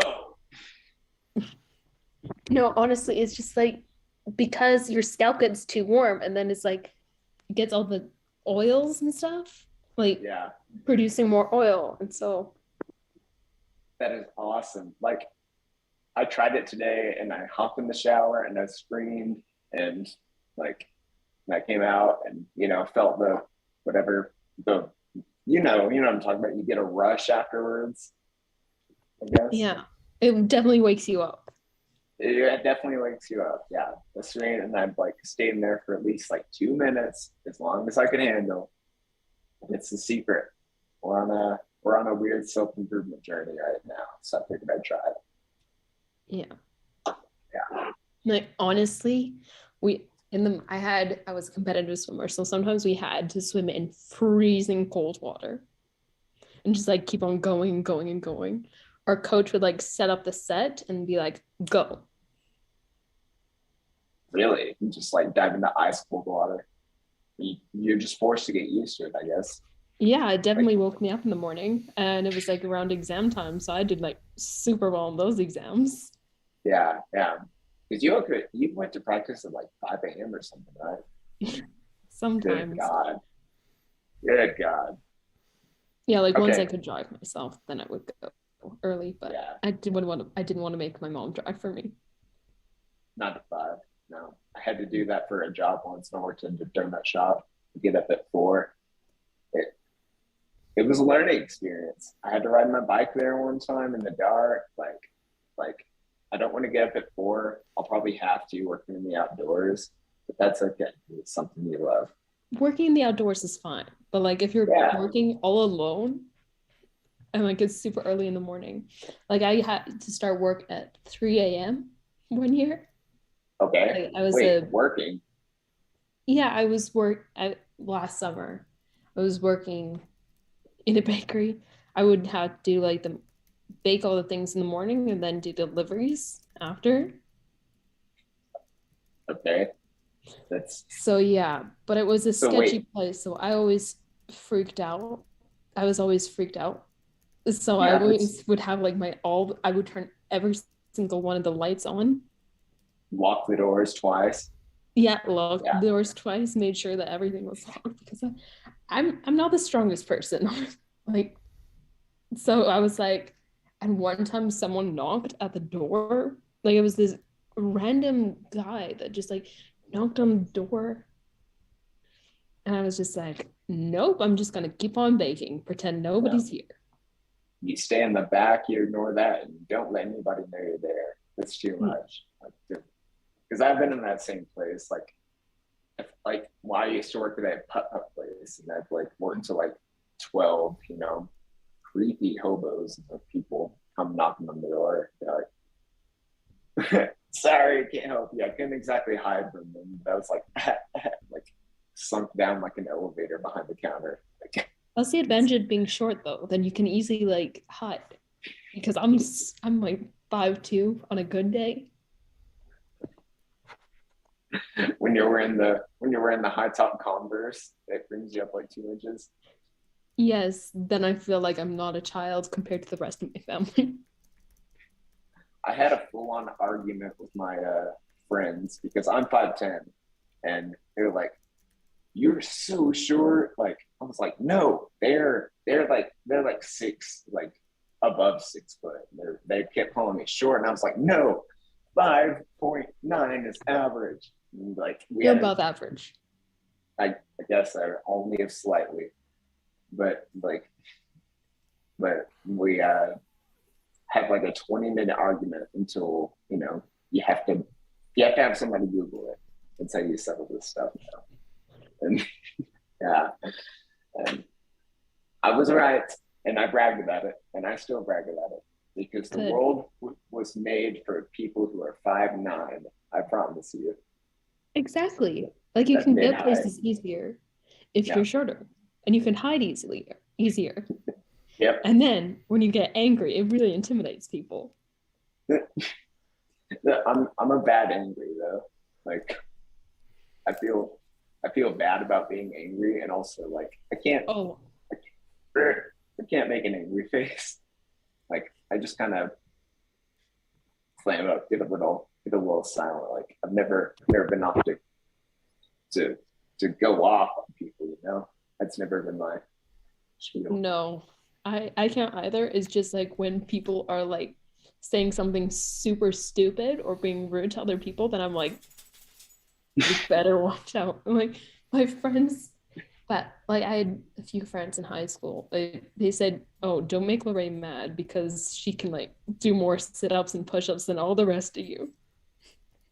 Were you athletic? Yeah. Well, my most weight is muscle. Badass. I want to be there. I mean, like it took a while to get there. Like I used to not be able to gain weight. Yeah. So I had to be on PediaSure for the longest time. Wait, is that those like mixed drinks, or like is it the curvy box? Okay, well, I mean, wait, is PediaSure the protein drink? It's like when you're a little kid, when there's like that like milk carton, or like those extra milk cartons, and like those tiny little like protein drink-ish things. Yeah. I would drink one of those when I was younger. Helps you grow. Yeah, it didn't really work that well for me though. Nah, who needs it? Besides, I guess for the muscle gains. It wasn't really about that. I just couldn't gain weight. No. I know it wasn't about that, but like people, I guess younger people would use it for muscle gains. I don't know what I'm saying. But I don't know. I just never wanted to look like I was just muscle.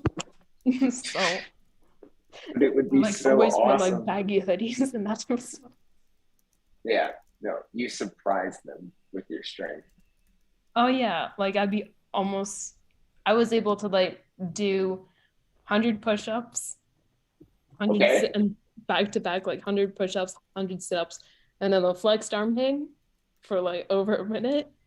Wait, was it one arm or two? Both arms. And then one time they challenged me to do it with one arm in like about a minute. Wait, you went 5 minutes with one arm? No, not 5 minutes, like just about a minute. Still, good God. But they wouldn't allow me to do more than the 2 kilogram weight because they thought that I would drop it on my feet. Fair. I mean, at what point during that the show offing did you lift the did you say 2 kilogram weight? No, that was like in my PE class. We had to do fitness tests, and like they wouldn't allow me to go past the 2 kilogram weight because they thought I wasn't that strong. I see. Oh yeah, okay. Because I can do more push-ups and sit-ups than all the guys, but I can't do the actual like lifting of weights. No, you would have showed them. Just know that you had it here. I love that confidence. I don't know where that came from, but no. Hey, it's self-talk. It's the most important. I've been working on that recently. You know, I'm proud of you with that. Thank you. But when you think about it, you just have to go, I am amazing. I'm awesome. You know, just like that. Because you know, how many negative thoughts do you think during the day? Don't tell me. That's a negative thought in itself.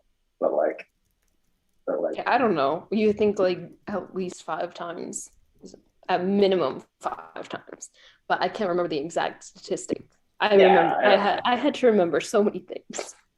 Yeah, it's a lot to remember, and my memory is awful. But you just have to talk nice to yourself, just to build yourself up, and it really, I think what you think inside reflects on how you talk with other people. You know? Yeah. Yeah. So that's another part of my weird self-improvement journey I've been going on. I'm proud of you're doing an awesome job then. It's a weird time. It actually started with smoking weed. Interesting. Yeah. You just had an epiphany. That was absolutely it. I hit my friend's vape, and I was hanging out on the couch watching Family Guy by myself, super high, and I was like, I'm an adult. And then I was like, wow. I was like, I hate watching TV and playing video games. So I got rid of my TV and my game console and reorganized my living room where I just have a bookshelf in there. I'm like this is about to start something, and I don't know if I'm prepared for it. It was just those little steps. Yeah. And I have missed the TV. The phone is a problem. Netflix. Phone is a problem for everyone, honestly. I think we're just all kind of addicted to technology now. So. Yeah. Would you consider yourself addicted to it? In the summertime, yeah. But during school, I just lock my phone away into a drawer. Yeah. But I have to do everything on my computer. Yeah. Which is super annoying. Everything for school you have to do on the computer? Yeah. I was the same way. Yeah, even the tests. I hate online tests. Oh, you went to school during lockdown. Yeah.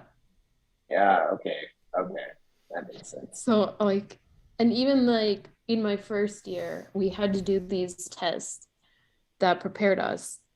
I was in nursing school for my first year. And so we had to do NCLEX prep questions. So they would set up the style of how the NCLEX goes, which is the nursing something or other licensing exam. Okay, so how to be a licensed nurse, so registered nurse, basically. Okay. Well, kind of like the MCAT, but for nursing. Is that the one? Wait, you said there was a practice, or you were preparing for it, which is it was the same thing. It was setting us up for taking it at the end of our fourth year. Right. So everything was multiple choice. You had to collect. I'm 100% certain. I'm not sure, or I have no clue. And so we would have to go through and click every question. Sometimes it was just multiple choice. Multiple choice I'm fine with, but if you have to say how sure you are about the answer, then I'm like, no, I can't do that. It's that's all I would say that's worse than when they have questions that are A, B, C, and then D is A and C, E is B and E. Yeah, I had a lot of those, and I was told by someone, if you get questions like that, it's usually one of those answers, because they're I don't know, trying to trick you, or maybe to always pick C or something like that. But I never remember if it's C or B or D, because they all sound the same. Were you good at school? I mean, obviously you're smart. So I am an awful studier. I have to do it in groups, or I have a little Quizlet on my phone, And I anyway did that. I would go, and before I would do a lot of pre-reading. Yeah. So I would read the chapter ahead and go and watch a YouTube video about that topic. So then I knew.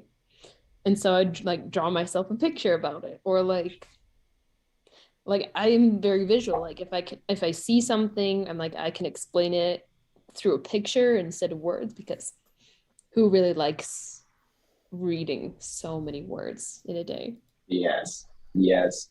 I totally get the picture thing. I'm much more of a visual learner. Like I learned that mapping is like where I excel, because I can go someplace once and know how to get back and know how to get there again. That is like, I had many arguments with my friends in this concert about where things were, and it was frustrating, but I understood.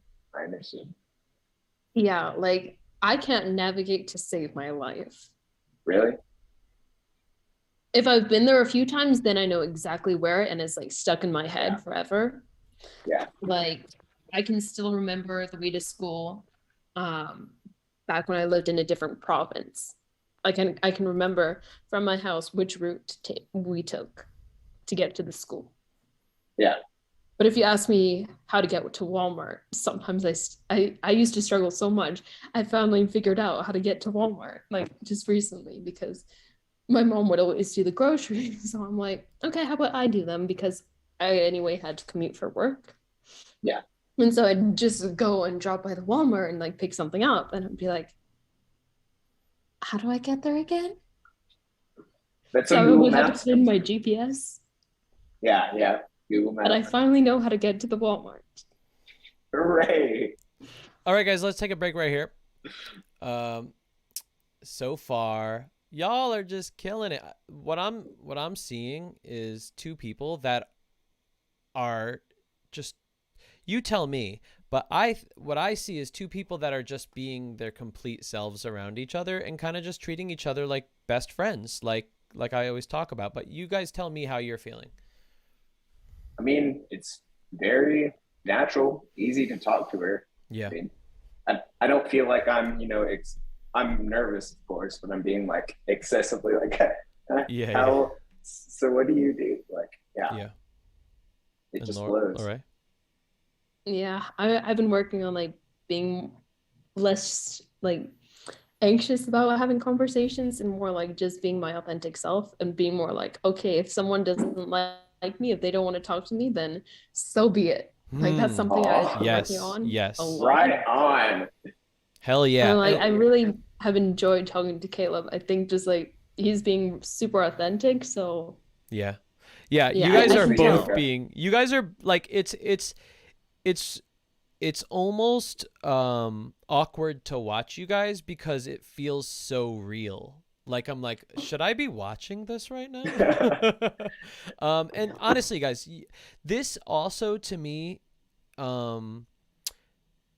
looks like experience, and I think everybody that's watching right now that is hesitant to go on a mock date, or maybe even has been on a mock date once, I just want you to know, like, these guys have gone on several mock dates, and so like I've watched both of them grow in their comfortability on these things to the point right now where like, you saw them, they were like, they didn't want to wait for me to say the spiel. They were like, let's talk. I want to talk to him. I want to talk to her, like they were just jumping right in because they felt so comfortable and relaxed because they have experience, like so much of socializing is experience. And, I guess to, bring it back to the topic of today's video is like so much of red pill stuff is just because people are inexperienced. like they just don't have experience in relationships, and then they just watch stuff on the internet and go, well, I don't have experience and they're telling me this is why. If you just had more relationships, put yourself out there, talk to more people. Before the red pill thing, it was the pickup artist thing for years, and they sucked too, nowhere near as much as this red pill thing. But the thing about the pickup artist thing is they at least said, go out as much as possible. Go out every night. Just meet people, talk to people. Their advice and their headspaces were shit, but at least they were telling people, go and experience others, have conversations. With red pill, it's like, don't do that. Let's just talk about how much we hate this. And so it's like, social experience is so crucial. Like, the reason why I grew my social skills so much is because in my 20s, I just said, I want to go out as much as possible. I want to meet people. I want to improve myself. I want to feel more and more comfortable around others. And that's what I'm seeing with these guys right here is like, you guys just look so comfortable, and part of it is experience. And so, yeah, you know, another thing is like, you guys, if we're talking about like, you know, my conversation class, it's like you guys are naturally threading, but I don't think you're trying to thread. It's just you guys are feeling so natural with each other that the topics are just rolling because you want to get to know each other. You feel comfortable with each other. You want to explore different topics naturally. And so the topics are just flowing from the one to the next to the next.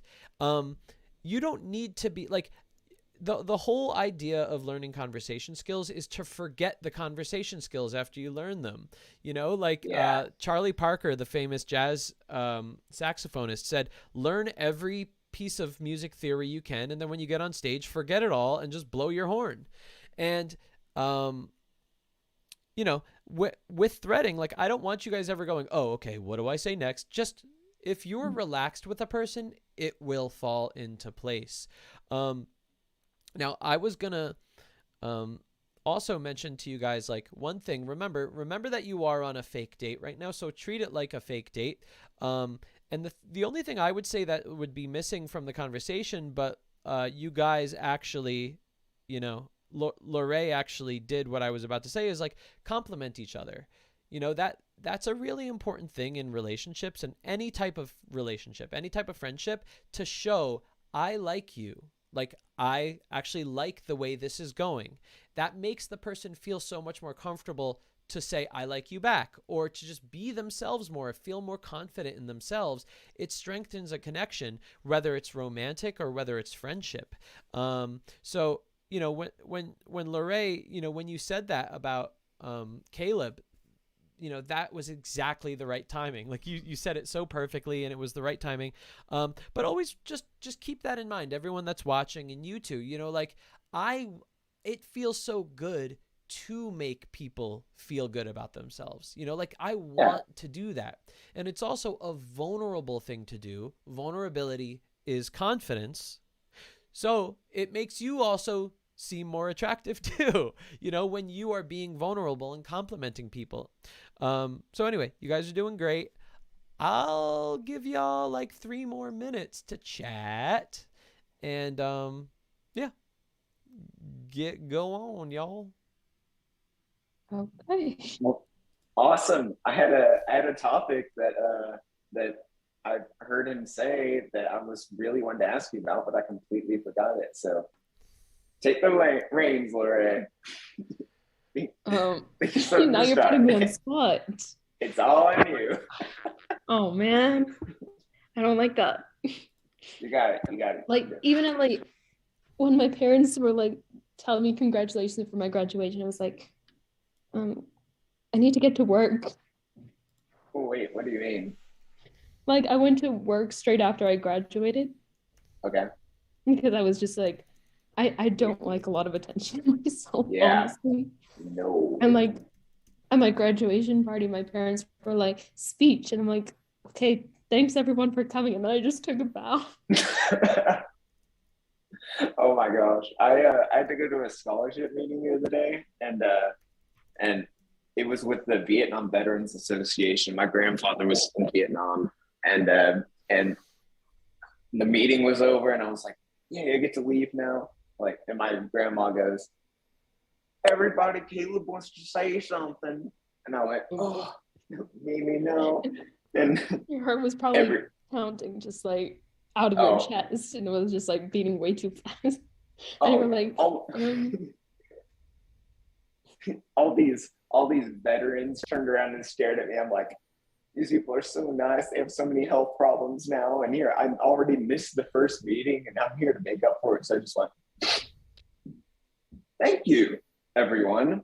My name is Caleb, and I go to SFA. Thank you for letting me accomplish my dreams. I got a round of applause, so I guess it didn't end up that bad. Well, then you did a good job. Thank you. Public speaking, it's the worst. I mean, I can imagine like at a graduation party for you. I mean, I was just like, do I really? I asked my dad, do I really have to? Like, yeah. Yes, right. You only graduate university one time for your bachelor's degree. I'm like, okay. And then I moved to another room and it was like, thanks everyone. And I took I covered my face. I was just blushing so much. I was just like, thanks everyone. And I took a bow and then I was like, I felt more awkward. You took a bow. That's so badass. So awkward I was. I was like, I curtsied and then I bowed. That is a sign of respect. And I can respect that. I was just like, okay.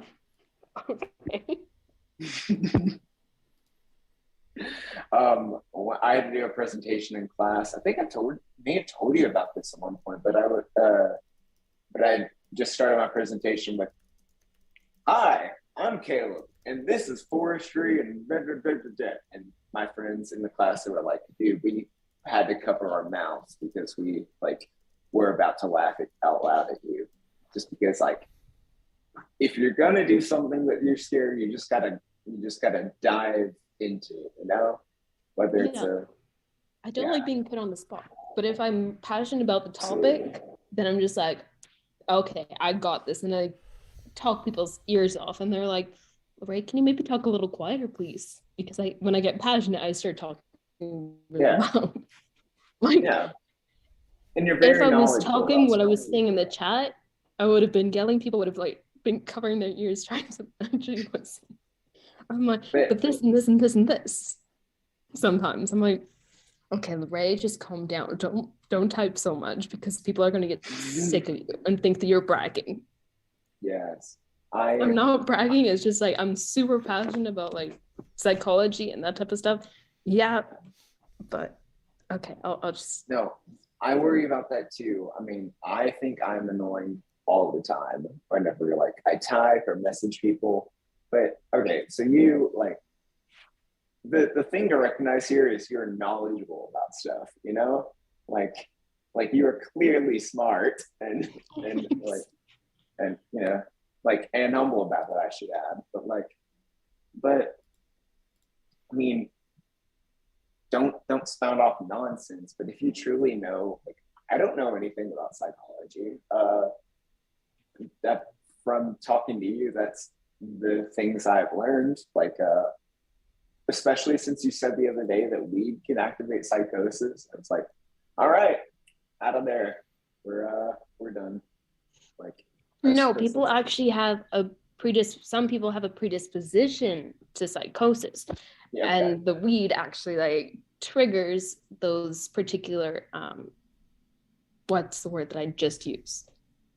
Predispositions. Psychosis. Actually, predisposition. Yeah, actually triggers the predispositions to activate and actually cause the condition of psychosis. Okay. But if you know that you don't have a predisposition to psychosis, it can be helpful in some instances. So I guess that's a thing that runs in your family if you have a predisposition, right? Because otherwise, how would you know if you had a predisposition? All right. Yeah, I don't have a predisposition. It's just I've had a weird reaction to medication that they tried when I was on I had migraines. So I got full-on hallucinations with tactile, visual. I could taste things, I could smell things. All my senses were affected. You never need to do it. I'm never gonna do it because I know okay, I did not expect that I would I would get hallucinations or things like that. And so I was like, okay, no, you're gonna stay away from that type of stuff. Yeah, totally. For me personally, that's my experience, but no, I mean, not the same for everyone. It gives me other people can definitely handle it.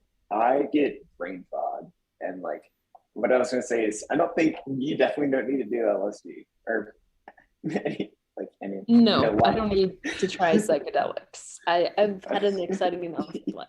Thank you very much. All right, y'all, hold up. We're stopping there. No. I could have you guys chat all freaking day long. It's so great watching you, but we gotta stop. But if y'all wanna chat in the Discord, make friends in there, feel free. Speaking of which, if you are a member of the Betas podcast, you can get access to the Discord. This week we're going to do a group video chat where like all of us are going to hang out, talk to each other, socialize, just have fun. And then maybe in the future we'll do things like watch a movie together and stuff like that. Thought that would be fun. But that's about it. Guys, thank you so much for coming on, doing this. You are, not only just like, having a fun time and helping yourselves, in conversation, but you are helping everyone watching because you are acting as a really good example of what conversation looks like. And you may not get like a direct result of that, but just know that there's a lot of people watching and that will watch it and that will be inspired by you and go, oh, wow, like I don't have to be weird and like, test people and like act this way on a date. I could just have fun and be friendly and talk and, connect with the person. And so thank you so much for that. I have a question. Yeah. What's up? A statement. Is there any constructive criticism that you have over our mock day? I would just say a little more complimenting. That's all. Okay. Yeah, I love complimenting. I think it really solidifies, in a relationship. Whoa, hold on. Shayla just donated $20, and I just have to pray to Shayla Satterfield, the amazing. Thank you so much, Shayla. I really appreciate that. You are helping the show. Yeah, no, I think you guys like, this is what like a real date should look like, just supernatural, having fun with each other, joking around, but also just getting to know each other in the process. Such a good balance of, in the conversation class, I talk about like deviance and normalcy and kind of balancing the weird side of yourself plus like the nice side of yourself and having that good balance. And you guys are just doing it all so well. The only thing is, like I said, when two people just do that without any expression of interest in each other, whether it's attraction or what else, there's no explicit sign that either is interested actually in a real friendship or relationship with each other. And so that's important. It's important to do. And it is not something that gives your power away because attraction doesn't have to do with power. So good. You see that, when attraction doesn't have anything to do with power, so you don't have to worry about giving power away. What people are really scared of is being needy. And if you're not needy, then you won't come off needy. That's all you have to know about that. And so you can openly, compliment somebody and say how you feel about them. And if you're not needy, it won't come off needy. If you are needy, it will come off needy. But it doesn't matter if you're complimenting or not, because if you're needy, regardless, you're going to come off needy. Okay. Yeah. So compliments are good. I always just kind of like last girl I was talking to, I just kind of went with the straightforward, hey, I'm into you. Like I'm very attracted to you. Yeah, that's and great. Like that straightforward was like yeah, it's hot. Whoa, that was weird. Well, she didn't like it. No, she loved it. She said that was hot, actually. Yeah, and so did I. Yeah. Well, by the way, you have really risen to the top of the hair, status. And I just need to know, what are you doing? Come on. You got some salt spray or something. What is it? Like I told Lorraine, cold shower. Damn. The curly hair and leave-in. What was the last thing? Conditioner. Leave-in conditioner. Whatever. Okay. Interesting. Yeah, just something. Yeah. Cool. All right, guys. I am going to let y'all go, and then I'm going to show the introduction to my video audiobook that I'm working on. Awesome. Exciting. Yeah. All right. So see y'all later. Hope to see you again on Thursday. Maybe you guys will be on another mock date. Bye, Lorraine. She just jumped off, but the sentiment, Okay, bye, I'm sure Anthony. she felt it. Bye. Okay. So Sophia and Bijan are in the waiting room for mock dates, but it's too late. If I saw y'all earlier, I would have brought both. I would have had both mock dates, but I do this until I see people in the mock date room. So like I said, guys, if you want to go on a mock date, join in the Zoom at 6 p.m. or earlier. Just literally just keep the Zoom app open. Watch the stream. And when it's time to go on a mock date, I'll pull you in.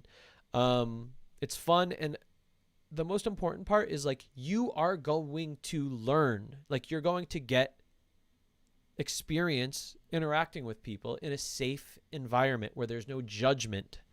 Super, super important. All right. So I am finishing up my book, The God Pill. It's all done. It is just about to be available on all platforms. I am doing the first video recording of the book, of me reading it, and then I'm going to turn that into an audiobook as well. So I'm going to show a little bit of the God Pill introduction. You guys could tell me what you think. Here we go. The God Pill. Oops, sorry. Sorry.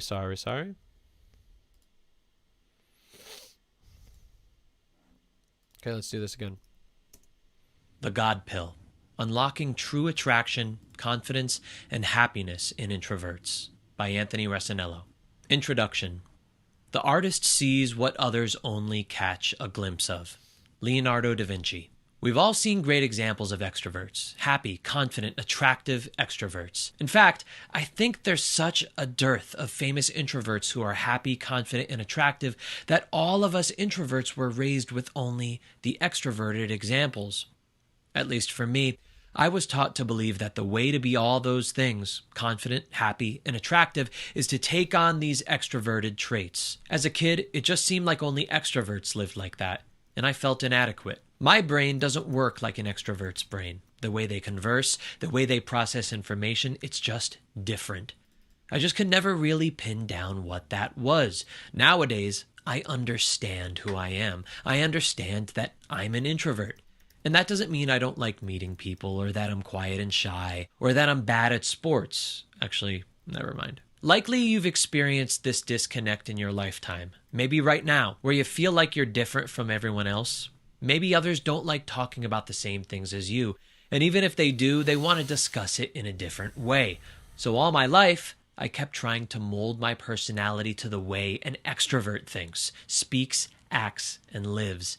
And what happened? Instead of becoming more confident, I just ended up shutting down the sides of myself that made me special. It wasn't until I became an adult that I started to value who I was instead of masking it. Now my relationships, my self-esteem, and my general happiness are at an all-time high. I'm comfortable reacting in conversation the way an introvert is supposed to.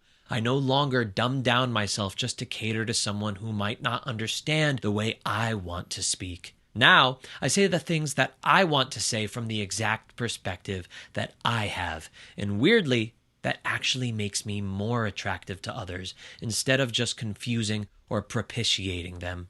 So that's why we're here. My job since 2006 has been to help introverts understand and value who they are, learn to be happy, confident, and in turn more attractive. So you can not only live a more self-actualized life, but also let that help you to start relationships effortlessly and with the people you really want.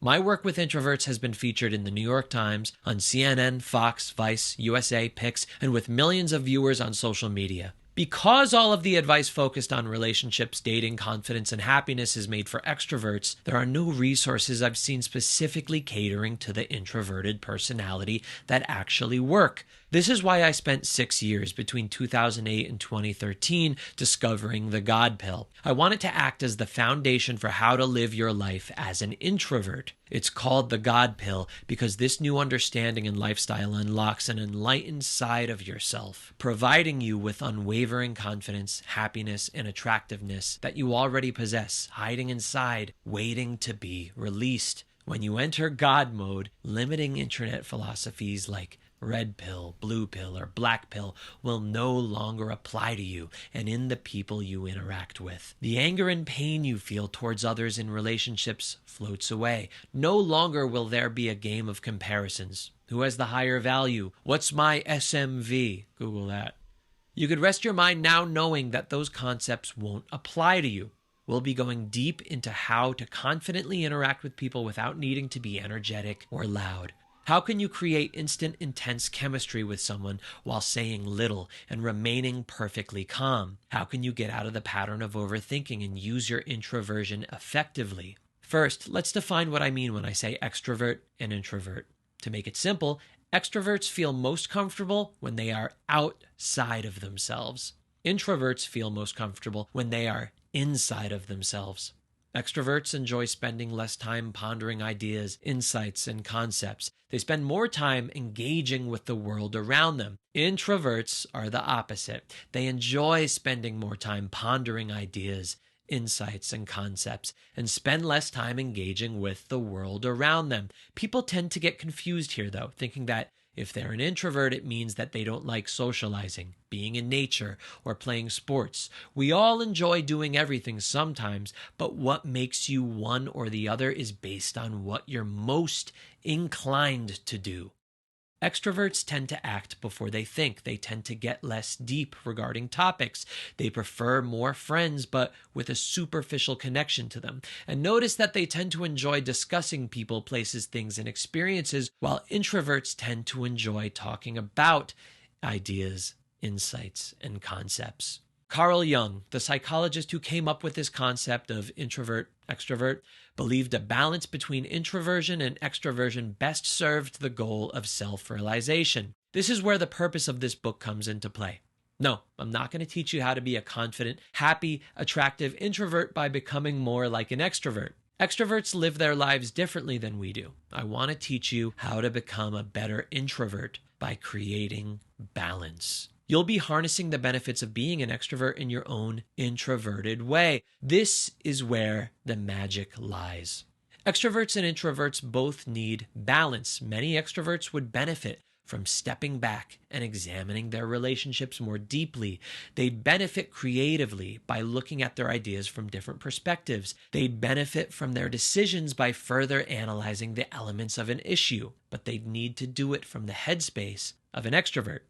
They'll never fully feel like what an introvert feels like, and vice versa. Most introverts would benefit from stepping out of their mind palace and engaging with the world around them. They'd become more ambitious and action-oriented if they understood an underlying reason to do so. They'd become less lethargic and sedentary with more physical activity and a more balanced diet. In that, the art that you make, the code that you write, the theories you hypothesize will all be bettered by this balance. Your inner thoughts will become more positive. Your self-esteem will grow. The way you look and feel will improve, and your relationships will reach even deeper levels than you've known before. A healthy, balanced introvert is one who is at peace with themselves and the world around them at all times. They're using their ideas, insights, and analysis to better the world, and they're doing so with spirit and passion. The way they socialize has intimacy, openness, and intention. Relationships that otherwise would have stopped before they really began now are being carried out full term. Back to the beginning.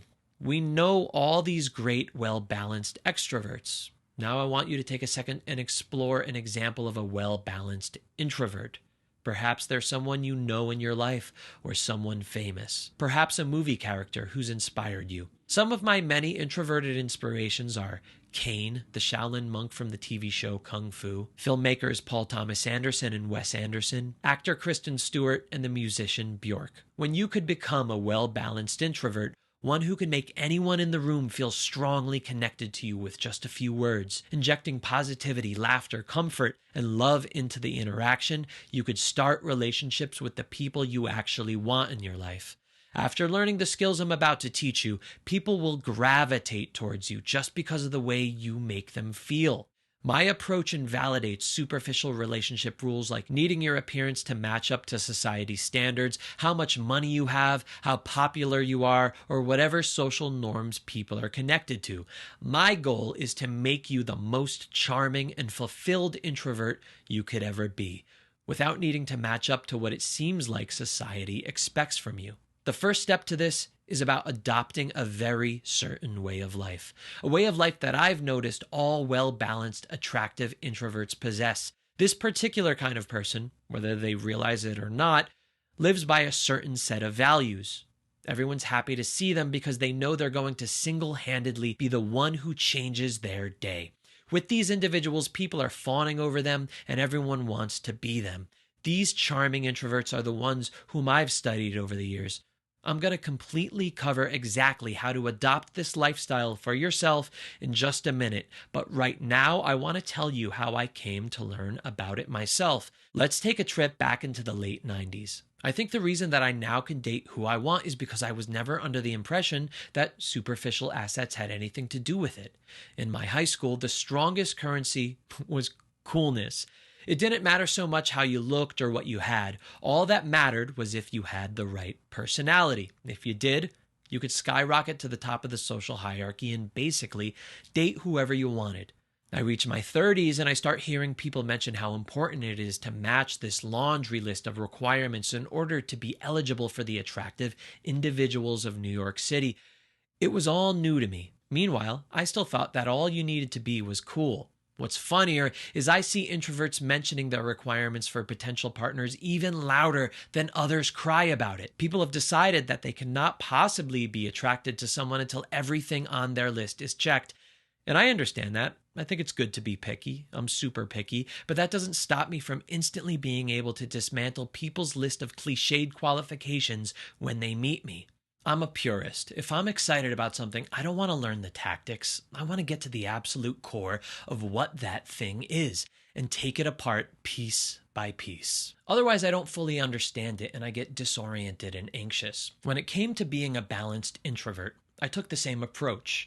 I asked myself, why is it that I notice some people are in relationships with a beautiful, amazing partner, yet don't have the conventional qualifications that other good-looking, successful people seem to have? If I'm finding many people that seem to be dating way above their attractiveness level, then these traditional qualifications are probably not essential conditions. If that's truly the case, then what are the true absolute core requisites, not just to be charming as an introvert, but to be attractive in the eyes of people who I find attractive? Could I actually cut away all of the fatty misconceptions and find those few principles? And so I went. I feel a certain kinship with Jerry Seinfeld. Throughout his career, he's been the odd person out in regards to the art of comedy. All other comics like to say that comedy is unexplainable. You either have the natural talent or you don't.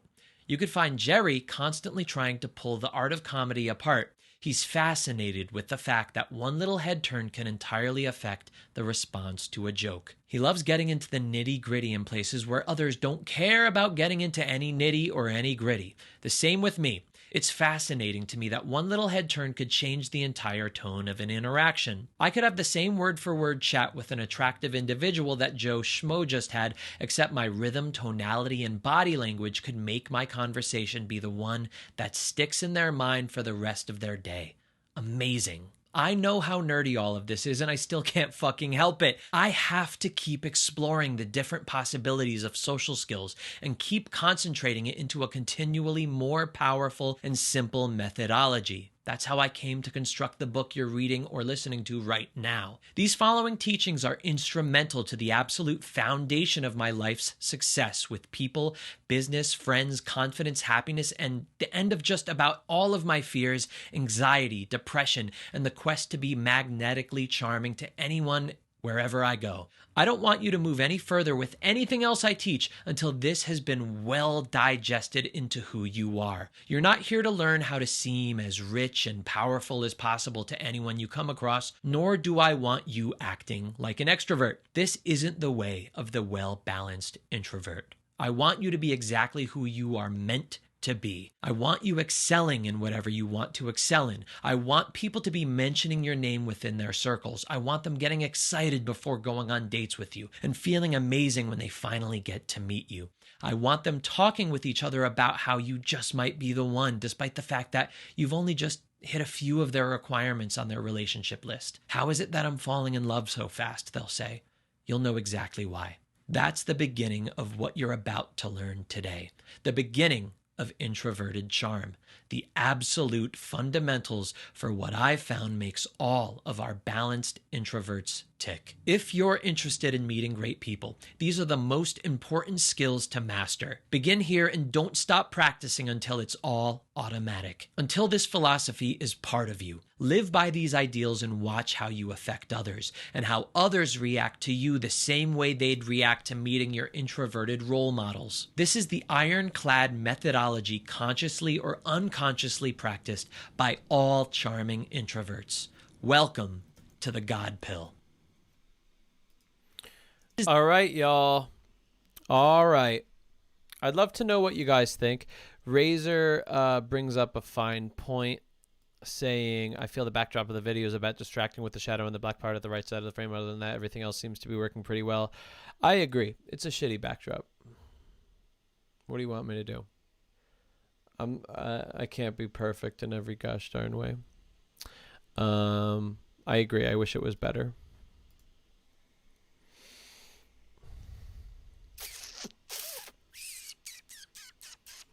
I'd love to know what everybody thinks.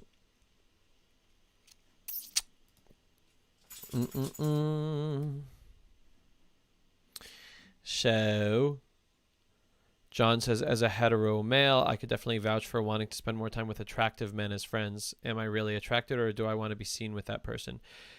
Yeah, I mean, again, it's a power thing. Just always remember, power has nothing to do with attraction. Power has nothing to do with attraction. So being around attractive guys is not going to get you anything.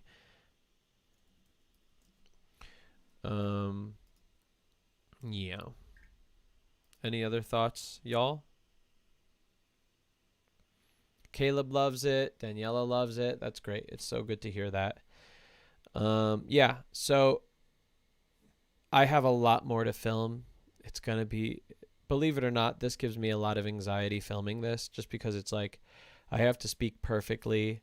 I'm reading off a teleprompter, and, you know, like, it's just hours and hours of filming and then hours and hours and hours and hours and hours of editing, because I'm like lowering every breath, removing breaths, all these little tiny things that you're not thinking about, but if they were there, you would be like, oh, that's annoying. Yeah. Michael says, you the real deal. Oh, shit. Razor says, speech was on point. Oh, shit. Leah says, what I liked about the video was a lot was your talking pace. I sometimes find myself having to 2x videos because of how slow they talk. Oh, that's interesting. A lot of people tell me that I talk pretty slowly.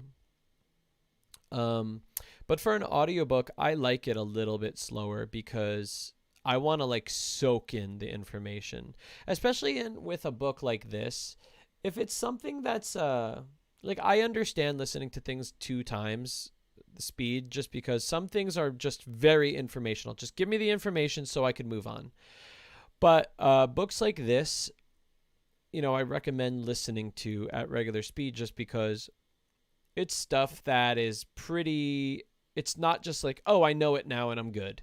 Like, it's stuff, it's philosophies, it's values, it's shifting your headspace. And that takes a lot of like contemplation and really going, oh, okay, that type of stuff. Anyway, so I know that I keep saying this, but I really, really, really swear to my life on earth that everything is going to be, the God Pill is going to be available in all forms: paperback, ebook, hardcover, audiobook, video book. It's going to be available in all forms next week. There's still some, I have to finish the audio video book, and Apple has to validate my book or something. It just has to put it on sale. And then also, I want to give discounts to my betas. So I got to set that up too. Yeah, lots to do, but it'll be ready next week. I promise. I can't wait to get it out to you guys. I've been working so hard on this. And it really is the red pill killer, because it transcends red pill philosophy. Red pill philosophy is just playing within the confines of what society already has for you. God pill transcends that, goes above it, and says we're not even going to play in that arena. We're playing in a completely different arena, and as we do that, we invite others to play with us. And so they lose all of the rules that red pill states. Yeah. All right, guys. I got to get going. Love you so much. I'm going to send a link in the Discord. If you're not a member yet, I mean, come on. Like, let's do this, baby. I want to hang out with you in the Discord. Let's chat. Let's do like little video parties so everyone can talk to each other, movie nights, discounts, and just literally just supporting the channel. It's like less than a quarter. It's less than 25 cents a day. I think it's like wait, what is it? Let's see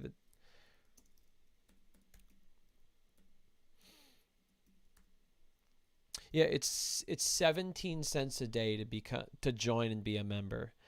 Funnily enough, I only receive like $3 out of the $5 each month because YouTube wants some of that moolah, some of that cash. But yeah, please join. And also, if you want to support the channel just by doing a super chat and donating money, that helps the channel. What I also want to do as soon as the God Pill book is out for everybody, then I'm going to take this studio that I have and I'm actually going to rearrange it and make it look good and set it up so that the couch is where I'm actually talking to people and I'm not sitting at a desk anymore, and I could interview people, bring people in for real and interview them, because my favorite thing is to talk to people. So if I could have interviews, that'll grow the channel. And then it'll be fun to interview people. It'll be interesting. Yeah. All right, guys. I think that's about it. Thank you so much for coming. This is 2.5 hours, and y'all have stayed for a while. Do you know how crazy that is, by the way? Like, y'all are just hanging with me for 2.5 hours, like 1 to 2 times a week. That's incredible. It just makes me feel so, so, so good. Like, what the hell's going on? Like, what is happening? So I feel really, really good about that. And I want to thank my members. So beta members, I'm going to call you out right now, who I see in the chat. Daniela, obviously, my Daniela. We got Shayla Satterfield. Who else we got? We got Ben. Who else we got? Let me just do this. Duh. So far tonight, those are the members that have been in the chat. Who else? We got Shayla. We got Ben. Oh, we got Marcus. There we go. Who else we got? We got anyone else? So far, that's all I see. That's fine. Cool. Travis popped in early tonight. That's it, everybody. Lethal Hunter, like I said, when you join, you connect your YouTube to your Discord, and my beta's Discord will automatically pop up for you. So it's made to do that. When you go into Discord, you go into connections, and you hit YouTube account, and then you connect to your YouTube account, then the beta's Discord will just pop up for you, and you'll have access to it. And then you can hang out with us. And we are going to do a video chat. Blah, blah, blah, blah, blah, blah. This is your friendly neighborhood beta, Anthony Recenello, signing off. Obviously, alphas don't act like this. Is this right? I went to a bar recently with somebody, and like we met some dude or something. And when I left, my friend told me, that guy was like, he's really childish.